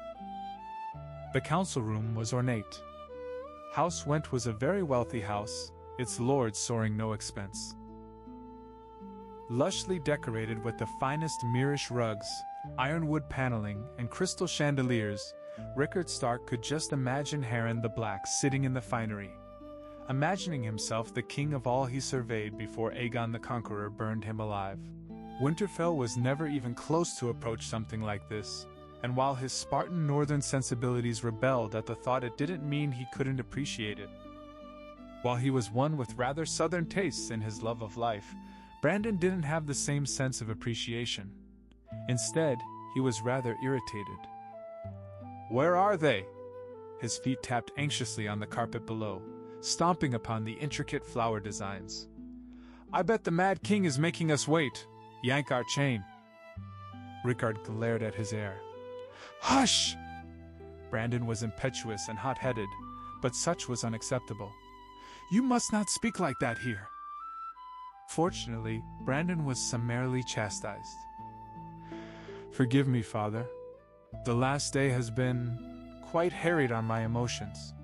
This betrothal out of nowhere, and Lord Baratheon." His fists clenched in a suppressed fury. "I still wish I could strangle the cunt." While the air was a fire mountain, the Lord Moore approached a slowly creeping sheet of ice that ended up tearing apart whole boulders. "That was a mistake on my part." Ned punished himself for the oversight, but Rickard knew it was he that bore the real blame for the misguided betrothal. "I should have been more tactful in the betrothal negotiations." Shaking his head furiously, Brandon placed his hand on his father's. "Do not blame yourself, and Ned shouldn't blame himself either. This is no one's responsibility but that adulterous pig that forced himself on and then disrespected Lyanna." Such was the way many lords were. Brandon couldn't excuse some of his behavior either, but Lyanna was his sister and someone precious. A beautiful winter rose. She deserved only the best. Who better than a Targaryen prince? Ned spoke highly of him, but anyone who wouldn't wait for consent will never get my Lyanna, Rickard said firmly. "And that includes Prince Rhaegar." Suddenly the doors opened, and in walked Sir Jaime Lannister, resplendent in his shining uniform and brilliant golden hair. The two Starks had just managed to stand when the breathtaking form of Queen Rhaegar Targaryen entered, dressed in a form-fitting red gown and wearing her silver hair in a loose bun. "My queen," Rickard bowed. The queen smiled, gesturing for them to take their seats. "Forgive my husband and son, my lords. They were both tied up by urgent business and requested me to speak with you in their steads." Actually, Aerys had ordered her to do it while Rhaegar was very likely kept in the dark, but Rhaella wasn't about to inform them of such. "Probably told me the wrong time in order to make them wait." Aerys loved his mind games. "It is insulting that Prince Rhaegar doesn't have the balls to face us." Rickard elbowed Brandon under the table. "Apologies for my son. He is a man of strong opinions." He smiled apologetically at the queen. It was returned.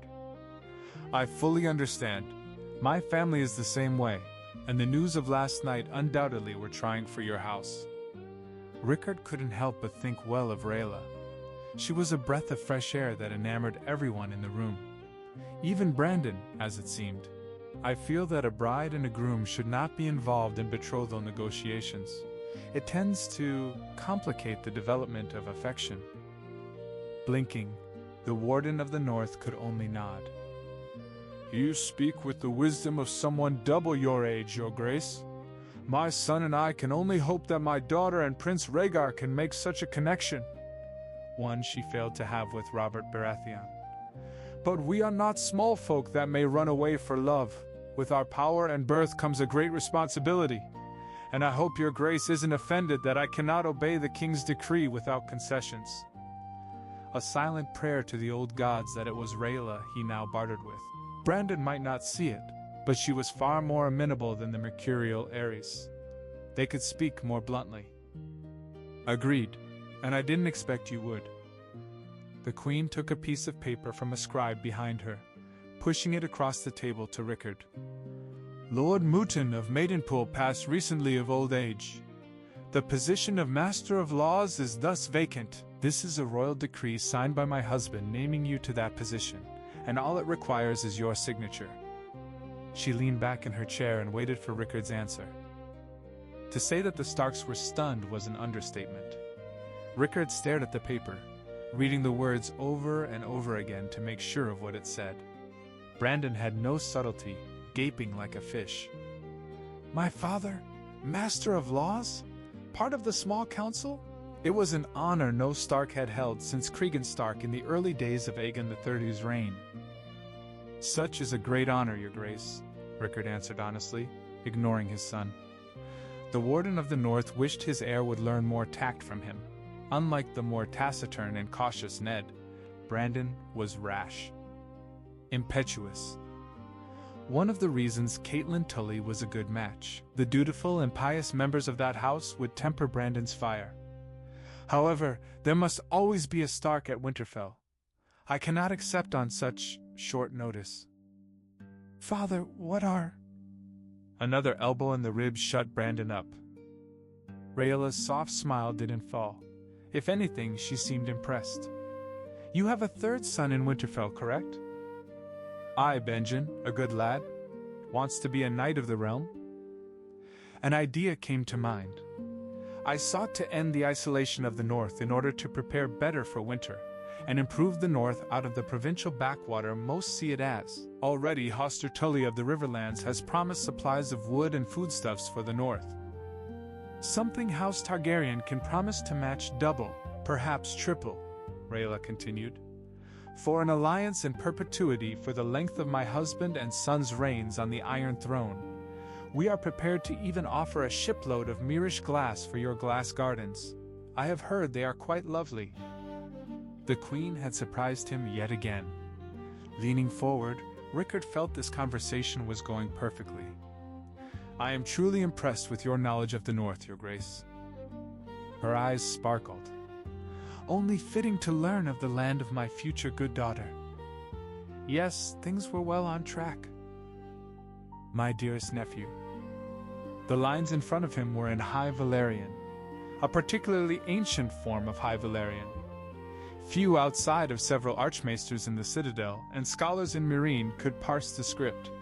Even among House Targaryen, it was an art that had come close to dying after the Dance of Dragons.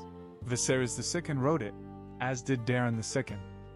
Aegon Fint was a particularly fluent expert who taught it to his daughter Rhaella, and Rhaella taught it to Rhaegar, using his skills to converse with the man who had taught grandfather Aegon, Master Aemon Targaryen at Castle Black. My unseeing eyes keep me from truly comprehending the words in front of me, but that doesn't mean I don't cherish every letter you send me. Keep family close, my nephew, and I pray that your family doesn't sunder itself as mine or your father's did. Your predicament is one that would both delight and vex lesser men. Two highborn beauties sharing your bed. Even I am jealous. Rhaegar bit back a chuckle. His great-uncle had a way with words. One can never be too old to look or to dream. Aemon gave the best advice, which was why Rhaegar wrote so often. One day I will meet you and free you of your exile to the useless Night's Watch. This he swore on every god he knew. And yet such unions pose great problems. Visenya grew bitter because though she married Aegon out of duty, she was hurt that he preferred Rhaenys over her. Maegor essentially condemned his brother to be overthrown when he sought a second bride, though I believe most of the anger there was driven by jealousy from the bitter old men within the most devout. I hesitate to comment on the particular peril in regards to your father and the current political climate. Your mother, my niece, would be more well-versed on that. I can only truly give you proper advice on history and our family. Rhaegar, you are a dragon. You answer to neither gods nor men, and are recognized as exceptional by even the most zealous members of the faith. Aegon married both his sisters and didn't look back. The propaganda says different, but from the sources of our family, Visenya and Rhaenys got along swimmingly, and at the time of Maegor's birth, Aegon and Visenya completely reconciled. He was capable of loving more than one, and so will you.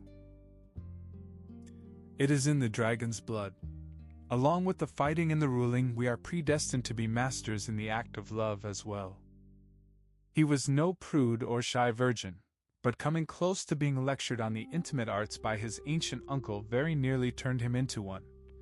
Drinking a cup of watered wine to calm his flush, Rhaegar continued to read. I cannot tell you what to do, but let me elaborate on the same basis of advice I had given you before. Love is the death of duty. But what is duty compared to a beautiful baby in your arms? Compared to two beauties clung to your chest that absolutely adore you? Love.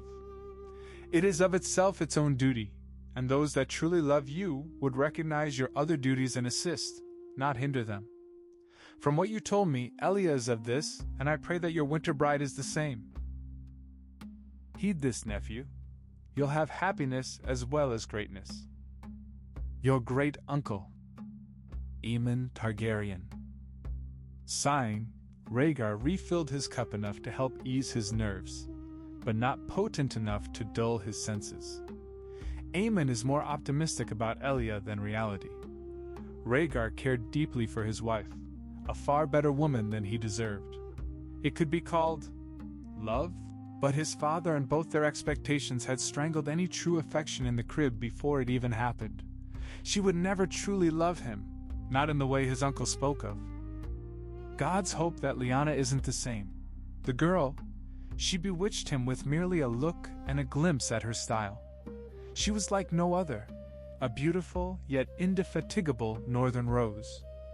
Rhaegar hoped his mother's negotiations would bear fruit. If the Starks weren't amenable to the marriage, it would be even more loveless than his and Elia's. A knock on the door interrupted his brooding. Yes, Sir Arthur? It could be only one, Rhaegar having given strict instructions not to be disturbed. You have a rather important guest seeking an audience, Your Grace. The tone was formal. It had to have been quite serious. The Lady Cersei Lannister. Yes, very serious indeed. Rhaegar ran a hand through his silver locks, biting back a panicked breath. Stop it, you are a dragon! He took a deep breath and adopted his mask of strength, yet polite indifference. Let her in! The Lady Cersei Lannister was quite a beautiful woman, bearing the same fair looks as her twin. Lesser men than he would have killed entire villages for the chance to even have one night with a woman such as her. And even Rhaegar had to admit that she would have been an illustrious match. But taking in the arrogant smile and air of almost girlish adoration in her gaze at him, Rhaegar knew why any semblance of this had to be crushed. His father would kill her, rape her, and kill her just to fuck with Tywin. And all she desired was to be queen. Not him, but to be queen. Even at their worst, Elia was sincere in wanting to be a proper confidant to him and a mother to their children. Cersei's immature pining was evident in how she bowed an over-the-top curtsy. My prince, I could think of no one I would have rather presented my belated arrival than yourself. You flatter me, my lady, Rhaegar stated without a hint of affection. Yet you could have done the same while my father and I were holding court. Perhaps, but my lord father recommended that I instead speak with you. A half-lie. Tywin probably had told her to stay away from his father, and Cersei interpreted that to mean see him. The daughter of Casterly Rock had the makings of a power player on the political scene, just not with the subject of her girlish feelings. Here she was as obvious as a roaring lion. I have heard of His Grace's betrothal announcement. It is such a shame to be trapped in yet another marriage you do not want. Honestly, he would have felt that, but even one glimpse of Lyanna had muddled his feelings in that regard. Yet the hopeful gaze in Cersei's eyes, he had to extinguish it. On the contrary, my lady, I am quite enamored with my new bride, and she with me. Not a lie as to him, and wishful thinking on her part.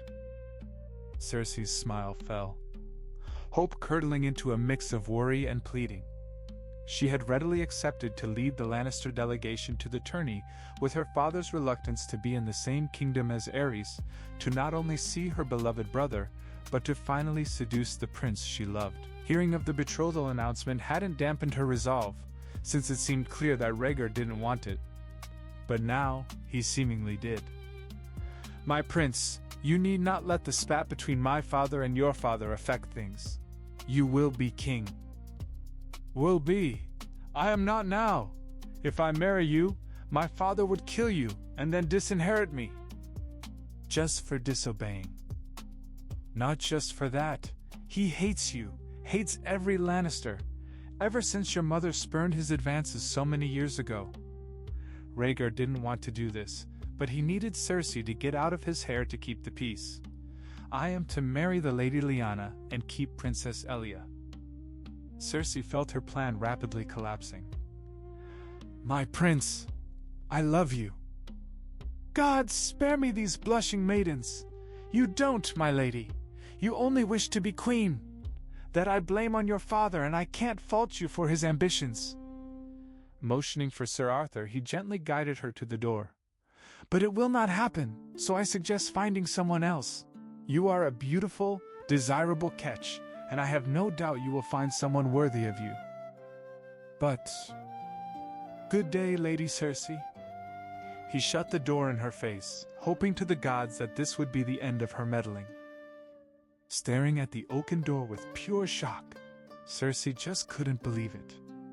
For the king to reject the betrothal request solely out of enmity to her father was one thing, for it had nothing to do with her. But for the prince to point-blank reject her to her face? How can he choose that weak Martell girl or the northern girl over me? She was meant to be queen, raised from birth to be queen, told by the great Tywin Lannister that she would be queen. "Best get a move on, my lady," Sir Oswell stated bluntly. "The prince has heard your piece already." Shock turned to anger. "I am the daughter of the Warden of the West! You do not command me!" The son of the Lord of Harrenhal smiled politely. It was far more condescending than a sneer. "Such is true, but you do not command me either, Lady Lannister. Please find someplace else to loiter, or I will summon your brother to do it for me." Mouth opening to retort, even in her anger Cersei realized that all of this was pointless. Turning, she stormed off, storm cloud crackling atop her head. "Good thing the prince didn't marry this one," she heard the Sword of the Morning say to Went, who laughed just as she turned the corner. It only served to stoke Cersei's rage. So consumed was she in the ire over both Rhaegar's rejection and the insults of the Kingsguard, Cersei didn't realize she was set on a collision course till slamming right into a person turning into the hallway from a different corridor. The man stumbling, but staying upright while Cersei toppled back, crying out from the sharp pain on her backside. "Fuck!" Regaining his balance, Ned Stark immediately was at the side of the woman he had absent-mindedly knocked over. Noticing her fine spun silks, she was clearly a woman of high status. Honorably, he quickly pulled her up by the hand. "Please forgive my lack of attention, my la." Ned trailed off, tongue-tied as he finally caught a glimpse of her face. The woman in front of him was stunning. Golden hair, honey skin, vibrant green eyes. She was perhaps the most beautiful woman he had ever seen, and that included the dozens of highborn ladies that had congregated in Harrenhal to find proper attendants. Opening his mouth, Ned tried to speak but found himself unable to. Other than a cursory glance at his face, all Cersei could see was the direwolf sigil on the young man's leathers. A Stark. It was as if the gods continued to torture her that day. "Stuff your apology, northern fool," and with that she disappeared down the corridor, leaving a befuddled Ned Stark staring at her retreating form. At the second knock on the door, Rhaegar groaned. "Can this girl not take a hint?" he muttered to himself, this time not waiting for Sir Arthur or Sir Oswald to open it for him. Only this time, it was not Cersei Lannister. Watched by the shit-eating grins of the two Kingsguards, they greatly enjoyed every latest development of the betrothal that didn't create cause for alarm, especially anything that would result in their prince's annoyance or embarrassment. There stood Eddard Stark, trying to appear stern and unyielding, but something was on his mind that didn't involve being here. Nevertheless, he still bowed. "Your Grace." Rhaegar nodded respectfully. "Lord Stark." He motioned with his hand. "Please come in." The second son of the Lord of Winterfell had the look of a Stark almost perfect in that regard. Light brown hair that reached down to brush his shoulders, comely but ruggedly so, and a tough kind of wiry frame. And Rhaegar could tell, Eddard Stark wore his emotions on his sleeve, naturally brooding, but honest. The prince liked him already.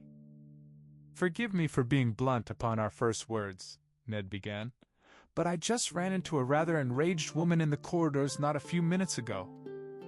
Blinking, suddenly Rhaegar couldn't help but laugh. "Oh, that." He shook his head.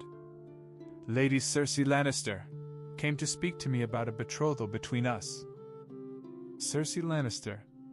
The beauty now had a name and a house, quite unattainable for a second son of a backwater, but for the good brother to the future king.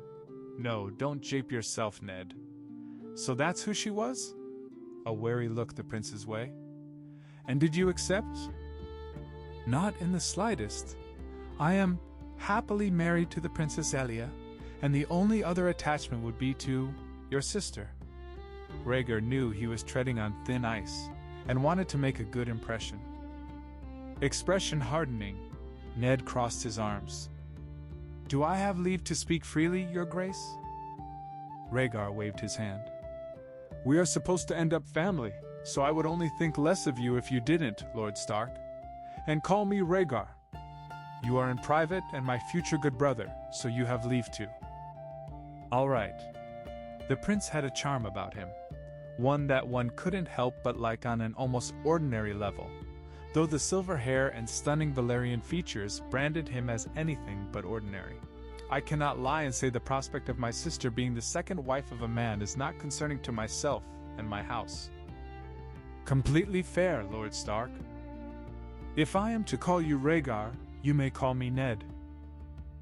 A smile formed on the dragon's face. Ned, if I have the honor of marrying the Lady Lyanna, she would be a princess and queen on equal footing as the Princess Elia. Targaryens are different from other families, and our blood leaves us quite passionate with our love.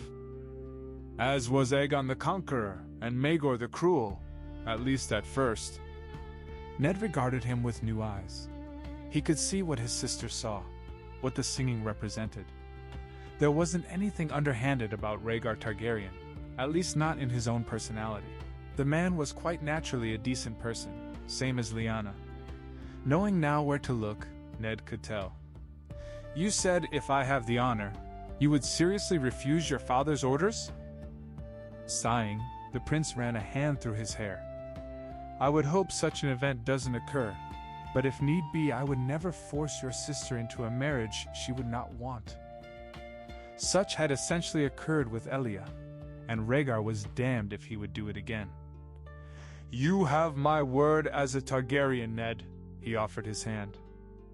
Ned took the offered hand, squeezing it. The prince had a strong grip, but didn't show it off by crushing the other as Robert would have. A small but welcome sign. Were the signs all there? You seem to be a good man, my pry, Rhaegar, but I wouldn't call my judgment of a person the best after the last few days. Why is that? Rhaegar was genuinely curious. This man would be his good brother after all. Nothing. Ned shrugged. Just that I thought my best friend Lord Baratheon would be an excellent match.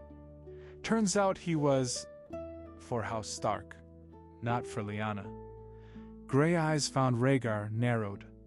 It doesn't matter what I think or what House Stark thinks. The North hasn't participated in Southern politics since the dance, and we really don't need to now that our alliance with the Tullys is going through. I will not support any marriage alliance, not even one with the Targaryen crown prince, unless my sister approves. Regarding the second son of House Stark, Rhaegar felt his respect for the young man only increase. A little naive, but that comes with age and pedigree. With the right wife, he should have been the heir to Winterfell. Frankly, Ned, I wouldn't expect anything else from honorable men. Tension seeming to wash away, a small grin appeared on Ned's face. Would you like to meet her? What? Rhaegar blinked, hoping he'd heard Ned correctly. Lyanna seems taken with you, though she has told me you've never properly met. He wasn't going to betray her secrets, but her feelings for the prince were obvious enough. I think that should be rectified. Rhaegar gulped. I would very much like that, Lord Stark, if there is no trouble. Grinning openly, Ned motioned to the door. That, my prince, would depend on Lyanna. The dragon and the wolf shared a chuckle before making their way out of the solar. Household guards clicking their heels in attention as she walked past, Princess Elia Targaryen made sure to offer them sweet smiles, acknowledging her approval of their diligence. Such was a reason she was quite popular in the capital, much like how she was popular all over Dorne. She and Oberyn always treated the small folk and servants as human beings rather than furniture, though for Oberyn it was at least half motivated to get under the skirts or into the pants of all of them, while Doran was more circumspect as a highborn was expected to behave. If Elia cared for how people expected her to behave, she didn't largely care. Frail as she was still a descendant of the warrior queen Nymeria, and would make her voice heard. Luckily, Rhaegar was compatible with that, even if their compatibility was frayed in other respects.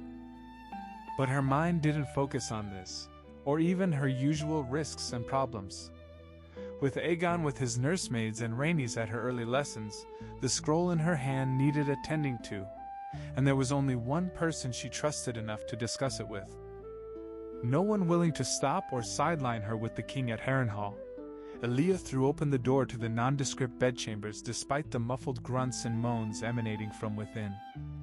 They only grew once entering, eyes zeroing in on a tangle of sweaty flesh locked in the heat of passion. "Of course I find you here." A scream left the throat of the pretty blonde chambermaid, eyes flying open to find the princess staring at her with arms crossed, mouth open as he emptied inside the warm cunt he had been enjoying. The burly guard turned and gasped, pulling out and spilling his seed on the sheets, scrambling to find his trousers. After a moment, both hurried out of bed and bent the knee. "Your Grace." Nodding at them, Elia shifted her gaze to the third person on the bed. "If you expect me to bend the knee, you can just execute me now, Your Grace," Elia said sarcastically. Here she was, already on her second climax, sandwiched between a powerful cock inside her and a beautiful maid to devour, only for her mistress to barge in. Annoyed, Elia simply waved her hand, dismissing both the guard and the servant, both of whom fled with all due haste. The princess turned back to her lady in waiting. "Do you have any discretion? Like, any at all?" she huffed. Standing, her nude body on full display, growing up in the water gardens, Elia was no prude, just private for her own activities. Elia walked towards a chest laid out on a table. "Stop being so paranoid, princess. The king is out of the city, and you have free reign of the castle." Taking a flagon of moon tea from the chest, Elia downed it. While she had no compunction sleeping with the small folk, only one of noble blood could sire a child in her womb. "My offer still stands on joining me. There are several maidens that would love to have the future queen lick their cunt." Elia blushed beet red. I am the wife of the crown prince. Even the appearance of impropriety could damage me." An eyebrow rose, the princess declining in a very oblique way. "Something to consider later." "Your loss," Elia shrugged, finally donning a robe, though the silky fabric left nothing to the imagination. "So why are you here interrupting my fun?" Conversation finally changed. Elia sighed, holding out the scroll. "It's done." Brows furrowing in confusion, Elia took the dispatch, unfurling it and reading quickly. Her eyes widened almost immediately. "He did it already? His Grace doesn't waste time." She clicked her tongue, nodding. "So should I call you Scaris Hightower now?" "Shut up, this is serious. And I did bear Rhaegar children. It's said in Dorne that the Citadel and most devout use spells to make old Maegor childless, but I digress. It's official. The prince is to be married again." For once, Illyria's face twisted in concern. "How do you feel?" "Honestly." Plopping onto the bed, not caring that all manner of fluids were likely coating her orange dress. Elia covered her face in her hands, fearful. For this Stark girl, for Rhaegar, his grace will only make them as miserable as he made me. Rhaegar especially, I worry so much for him. Elia sat next to her. Because you love him? Another huff.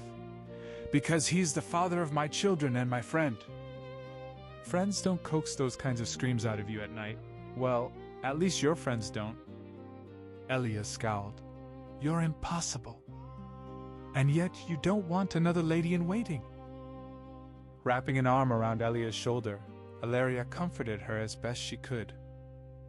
Well, all we can do is wait till the tourney ends and they arrive in the capital. Whether I should prepare for a celebration or a war.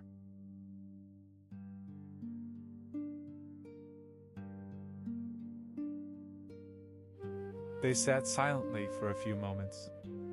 I wonder how pretty she is, she said lasciviously. The princess smacked her on the arm. And the cook ended up slipping and falling into a sack of flour, Ned chuckled, regaling his soon-to-be good brother of a tale where the Stark siblings conspired to steal sweets from the Winterfell kitchens.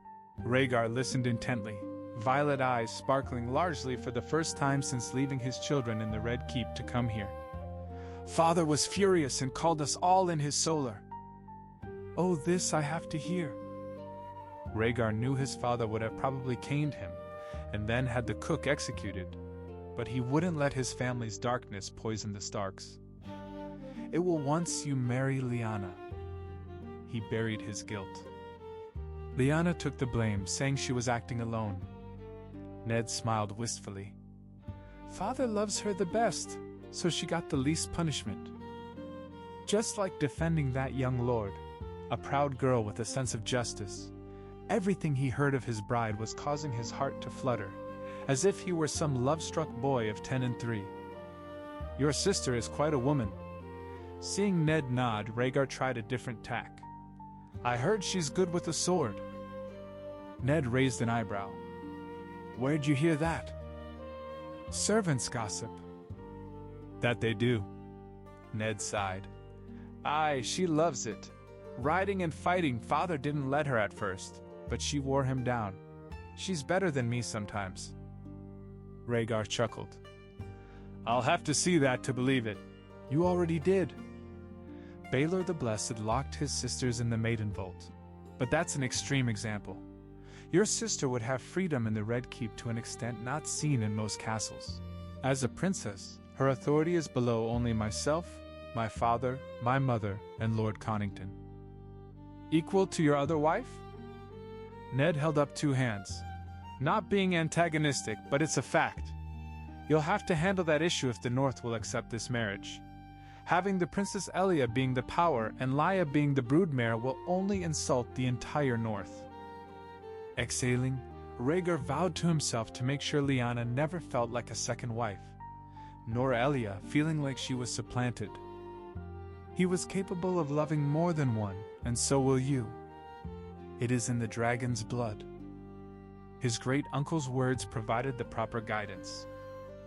Reaching the Stark tent, Roderick Castle, the head of their household guard, bowed low as he saw the dragon prince. My prince, Lord Stark. When both tried to enter, he held up a hand, less in an order and in more of a request. I'd wait a moment before entering, Your Grace. Ned. Rhaegar blinked while Ned crossed his hands. And why would that be? Is my brother styling his hair again? He turned to his future good brother. I swear he'd perfume his beard when he's not breaking heads. Sounds like someone who should have been born in King's Landing, grinned Rhaegar. So, Sir Roderick, right? Why can't we go in? Before Roderick answered, a rather feminine giggle emerged from within. Oh, Bran, you are good at this. Both looking at each other, Ned grew embarrassed while Rhaegar laughed. Seems you come from a very sexy family, Ned. First, Lyanna acts like a proper warrior lady. Then Ned charms Cersei Lannister. And now this. He was having more fun than he had in a while. Not amused at all, Ned slammed his hand against one of the beams holding the tent upright. Bran! The Crown Prince is here to see Lyanna. If you have something you don't want him to see, please cover it. Muffled voices and the quick flutter of clothes came from within the tent. Fuck, 7 hells come in, my prince. Letting Ned lead the way, Rhaegar came face to face with Lyanna's oldest brother and his betrothed. Brandon Stark was taller than Ned, less stocky and in possession with a more classic beauty.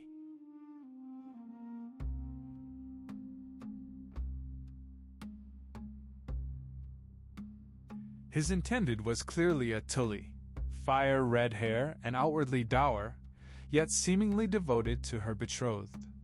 If he could settle down and she could loosen up, they'd be a solid match. Brandon bowed. My prince, it is an honor. Eyeing the rather large red mark adorning Catelyn Tully's neck, Rhaegar grinned softly and nodded his head. So you are the famous Brandon Stark your brother was telling me about. Brandon's brow rose as he looked at Ned. Don't worry, he only said good things. Mostly good things, deadpanned Ned, earning an amused death glare from his brother. Rhaegar smiled wider, already charmed by the close sibling dynamics of House Stark. The closest he'd seen to him was Oberyn and Elia. It heartened him in regards to Lyanna. Lyanna. Japes aside, the serious matter underlying all of them was forefront. I wasn't happy, my prince. Brandon's eyes narrowed while Catelyn looked slightly uncomfortable as her intended challenged the crown prince. What his grace did, without consulting my father, it seemed very much like stealing my sister. Rhaegar, that's my father, not me. I have nothing but the best intentions for your sister, and I hope I am a worthy replacement for the betrothal to Lord Baratheon. Rhaegar waved him off. Get up. It's obvious that your quarrel is with the heir to Winterfell. I'll act as mediator in my role as crown prince. Might as well show his future family that he wasn't some mad dragon breathing fire on everything that crossed him. Now what is the problem? Rage returning to him, Littlefinger leveled an accusatory finger at Brandon. This immoral cunt doesn't deserve my Catelyn. Paetyr! The Tully girl shouted incredulously.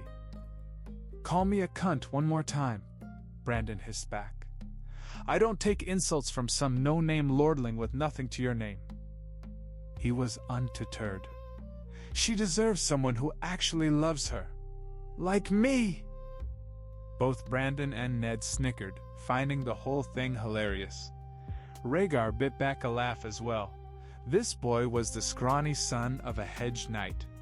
Could he realistically hope to marry the daughter of a Lord Paramount? It had happened before, but not often, and not for scrawny weaklings like him. If you wish to make a bid for the Lady Catelyn's hand, you can speak with Lord Tully. Paetyr, please, Catelyn pleaded, grabbing Brandon's hand. I've given my heart to Bran. Please just let me be happy as my friend. Words hurting him beyond belief, Littlefinger fought off tears within his eyes. No, I cannot let you make this mistake. Brandon stepped forward. You heard the lady. Get the fuck out of this tent. What Littlefinger said next shocked all of them. I challenge you, Brandon Stark, to a duel for Lady Catelyn's hand. What? No! Shrieked both Catelyn and her little sister. Oh, just perfect, mumbled Ned to the prince. Just what we need. More drama. A pair of highborn ladies about 10 feet away, conversation stilling as Lyanna walked by, eyes flickering to her in a curious wonder. The 10th time that day alone that someone within the tourney grounds, strangers to her, observed her as a small folk toddler, with a great knight mounted upon his horse. Her household guardsman that provided the escort her father insisted upon managed to ward away the more leering male gazes with grunts and half-drawn swords, but chose not to interfere with the more benign ones. With the murmurings between the two ladies, Lyanna groaned. I don't think I'll ever get used to this. You're practically a Targaryen now, Daisy shot back, smirking. Get used to it. They get stares wherever they go. Even the ones that marry into the House of Dragons. Their beauty is still sung of to this day. Are you trying to make me feel better? 'Cause it isn't working.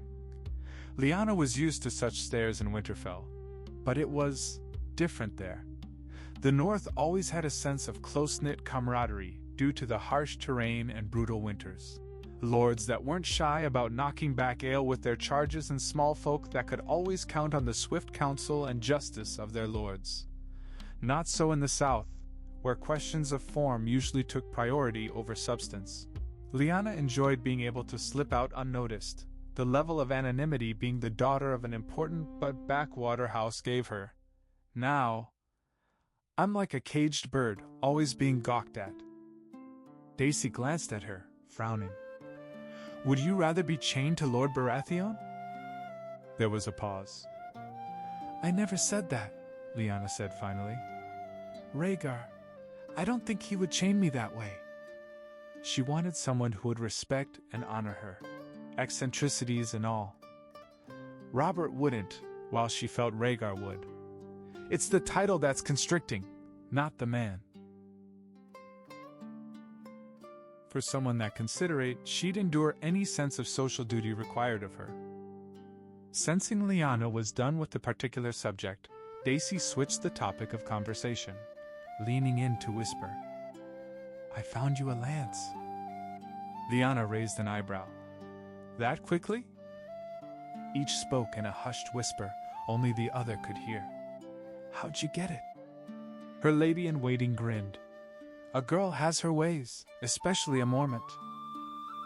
Of the two, Daisy still bore a significant anonymity among the highborns given that House Mormont was the backwater of the realm's backwater. A small house, but a proud one, as Daisy had said of it, and Lyanna couldn't help but agree. Howland is handling most of the procurement though. Short and plain, always overlooked. Said he knew the perfect sigil. Oh, and what is it? Couldn't very well use that of a direwolf, or any wolf for that matter. Too obvious. Smirking, Daisy shook her finger. Be patient. A giggle at Lyanna's cross look. Don't worry, it'll be fitting.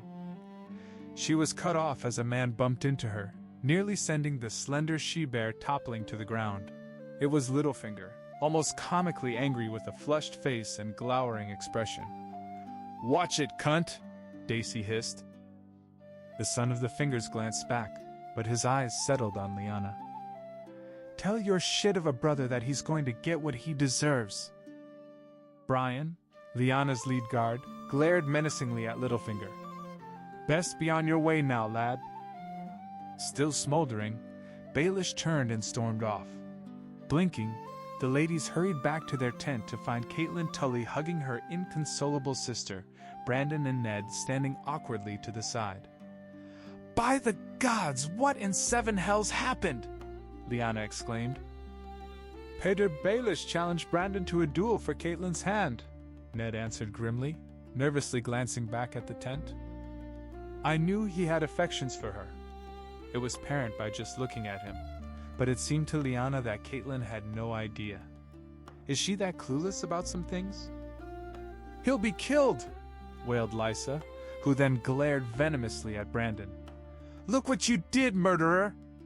From terrified screams to enraged snarls, the younger Tully daughter clearly had issues, Lyanna could see.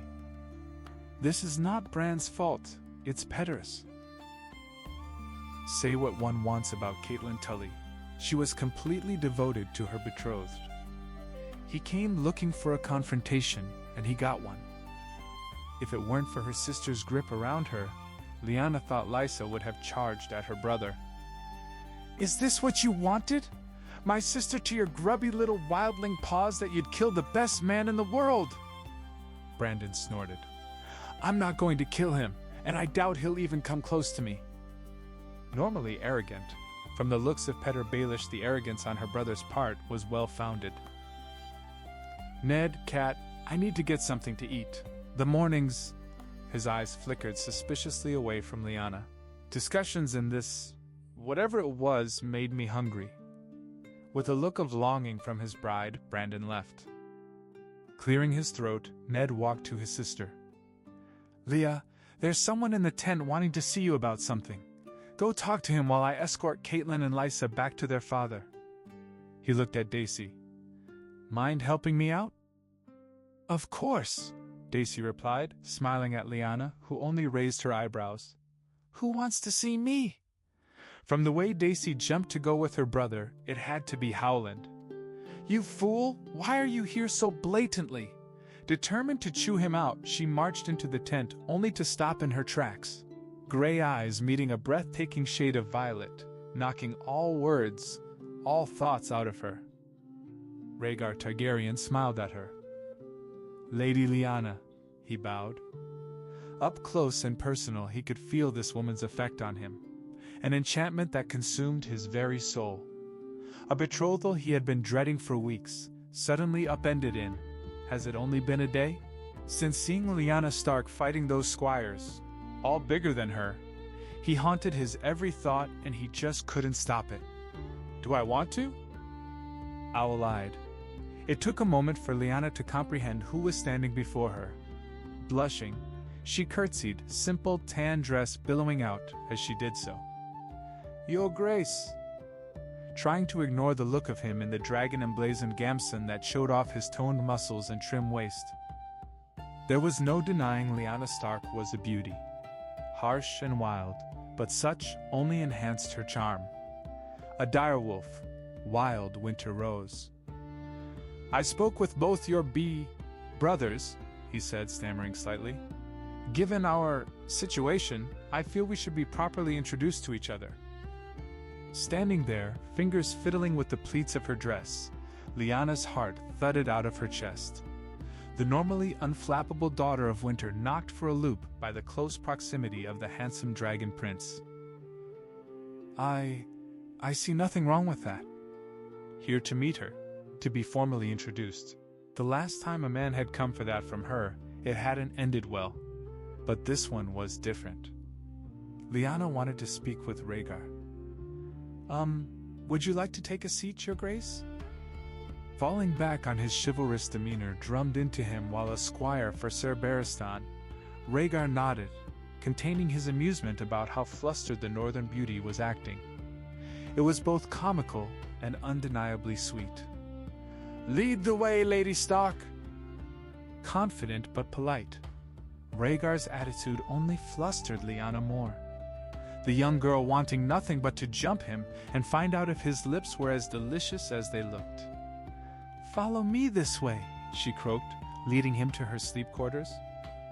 "I'm curious as to why House Stark needed a tent." Rhaegar couldn't help but ask. It was not important, but gnawed at him, wanting to know. As the Warden of the North, Lord Rickard could have had his pick of guest suites in the keep provided by Lord and Lady Went. Lyanna shrugged, trying to keep it together. "We got here after the other High Lords, and besides, we Northerners like to stick with each other." Pushing aside the privacy flap, Lyanna did a double take. Strewn about her cot and chest were bundles of clothes, dresses, sleepwear, underclothes. Oh, gods. Pursing his lips, it took all of his strength not to collapse into a fit of laughter. Also to hide a spike of desire at seeing the garments his intended wore under her form-fitting dresses. "I take it that these weren't meant to be seen by me, Lady Stark." Face flushed beet red, she dashed to the bed, scooping clothes and dumping them in her chest. Stupid servants, stupid Daisy. Lyanna began breathing quickly, humiliated beyond belief. What is fucking wrong with me? Gods, I'm panicking like a little girl, in front of Rhaegar Targaryen. Oh gods. Unable to stop himself, Rhaegar snickered, finding Lyanna's frantic back and forth an absolute disaster. One of the most beautiful women he had ever seen, enchanting him greatly, here she was acting like a clumsy maiden. And it only served to increase her charm in front of him. Eyes flickering to the chest, something caught his eye. Rhaegar strode to it while Lyanna was busy gathering her shifts in a big ball. I know this book. Sure enough, the lettering on the spine confirmed it. The binding was the same as the copy in the Red Keep. Dancing Dragons by King Viserys II. Dropping the bundle of clothes, Lyanna blinked, eyes widening.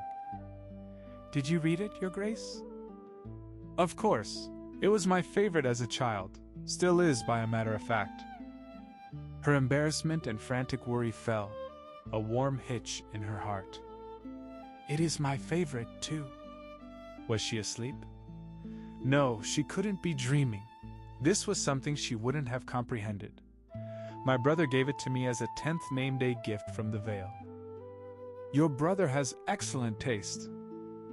Opening the book, taking great care to not damage the pages or the binding, he looked at her with keen interest. Unlike his father, Viserys wasn't an exceptional warrior. He was smart, but contemptible of maesters as well.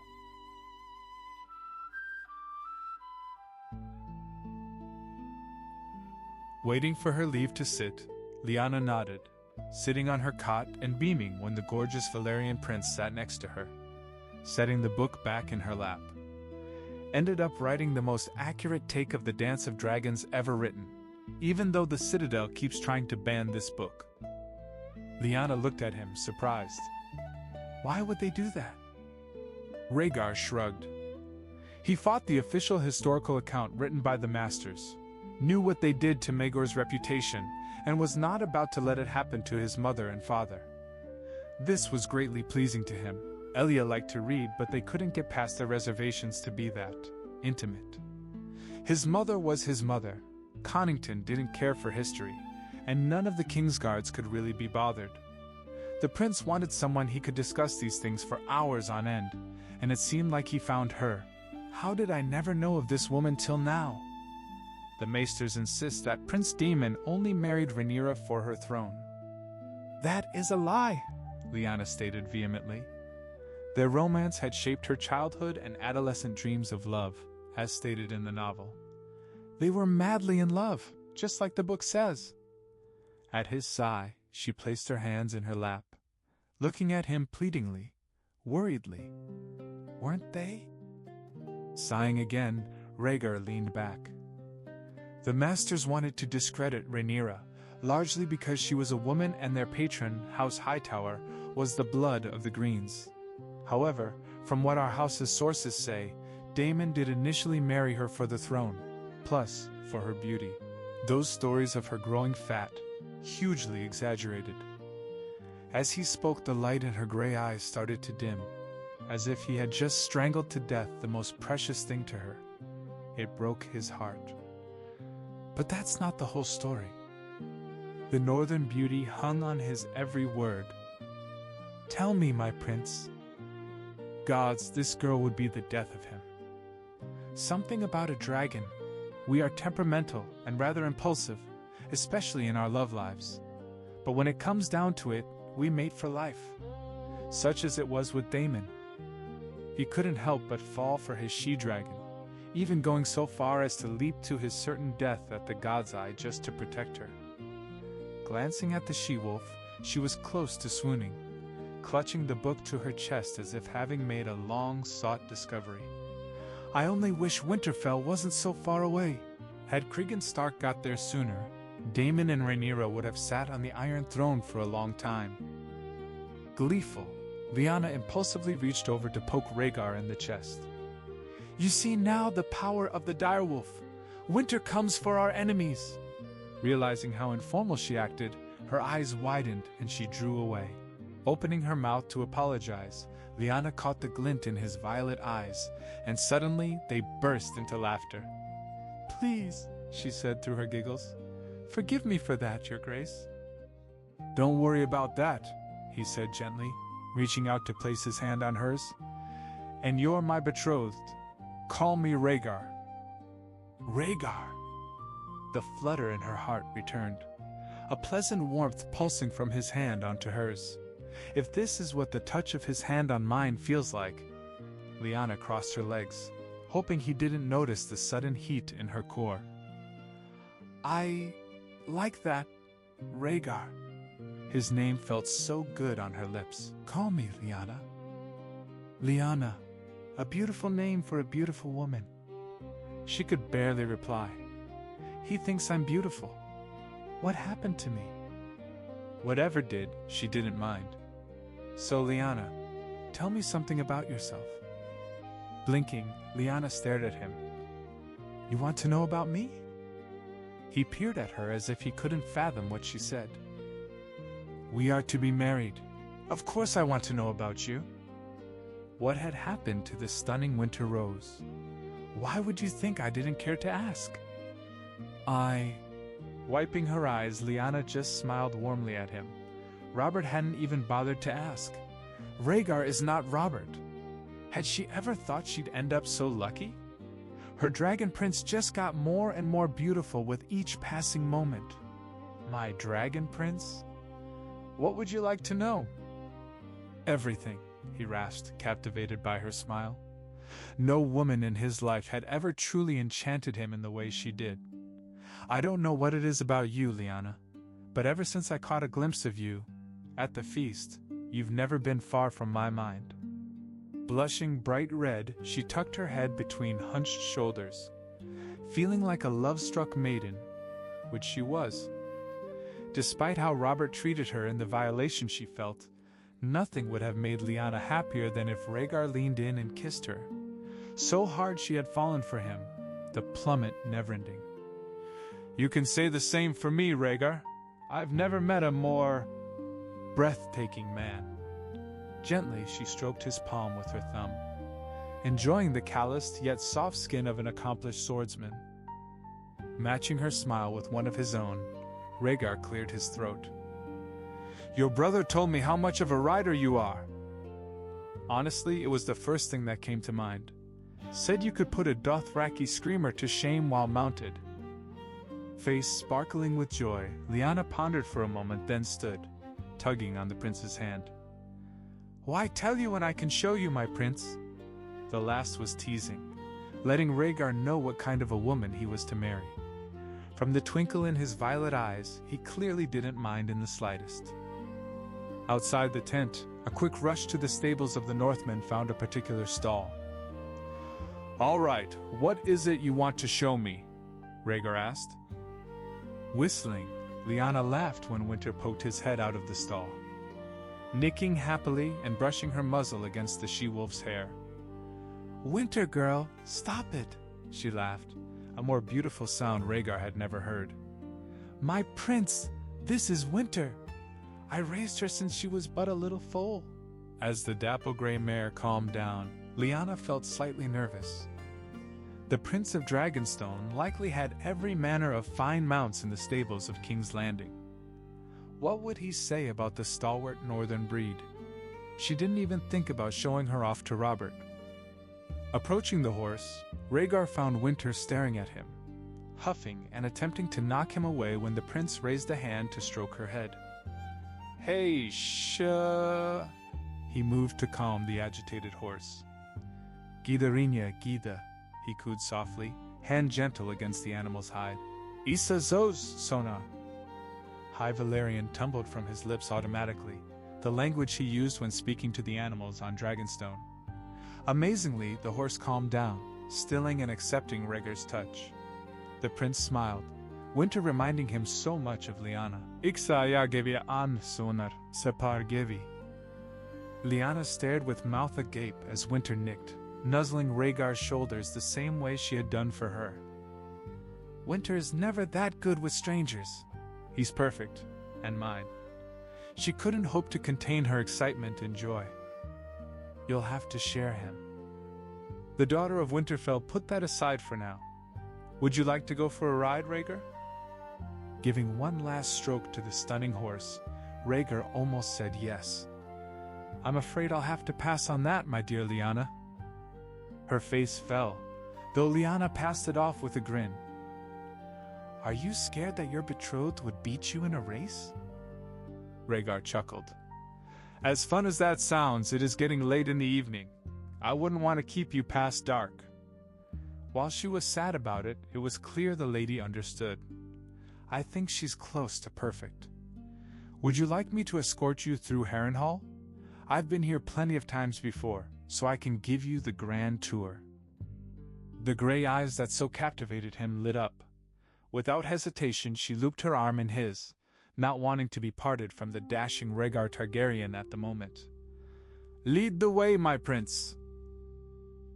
It was as if they had always known each other.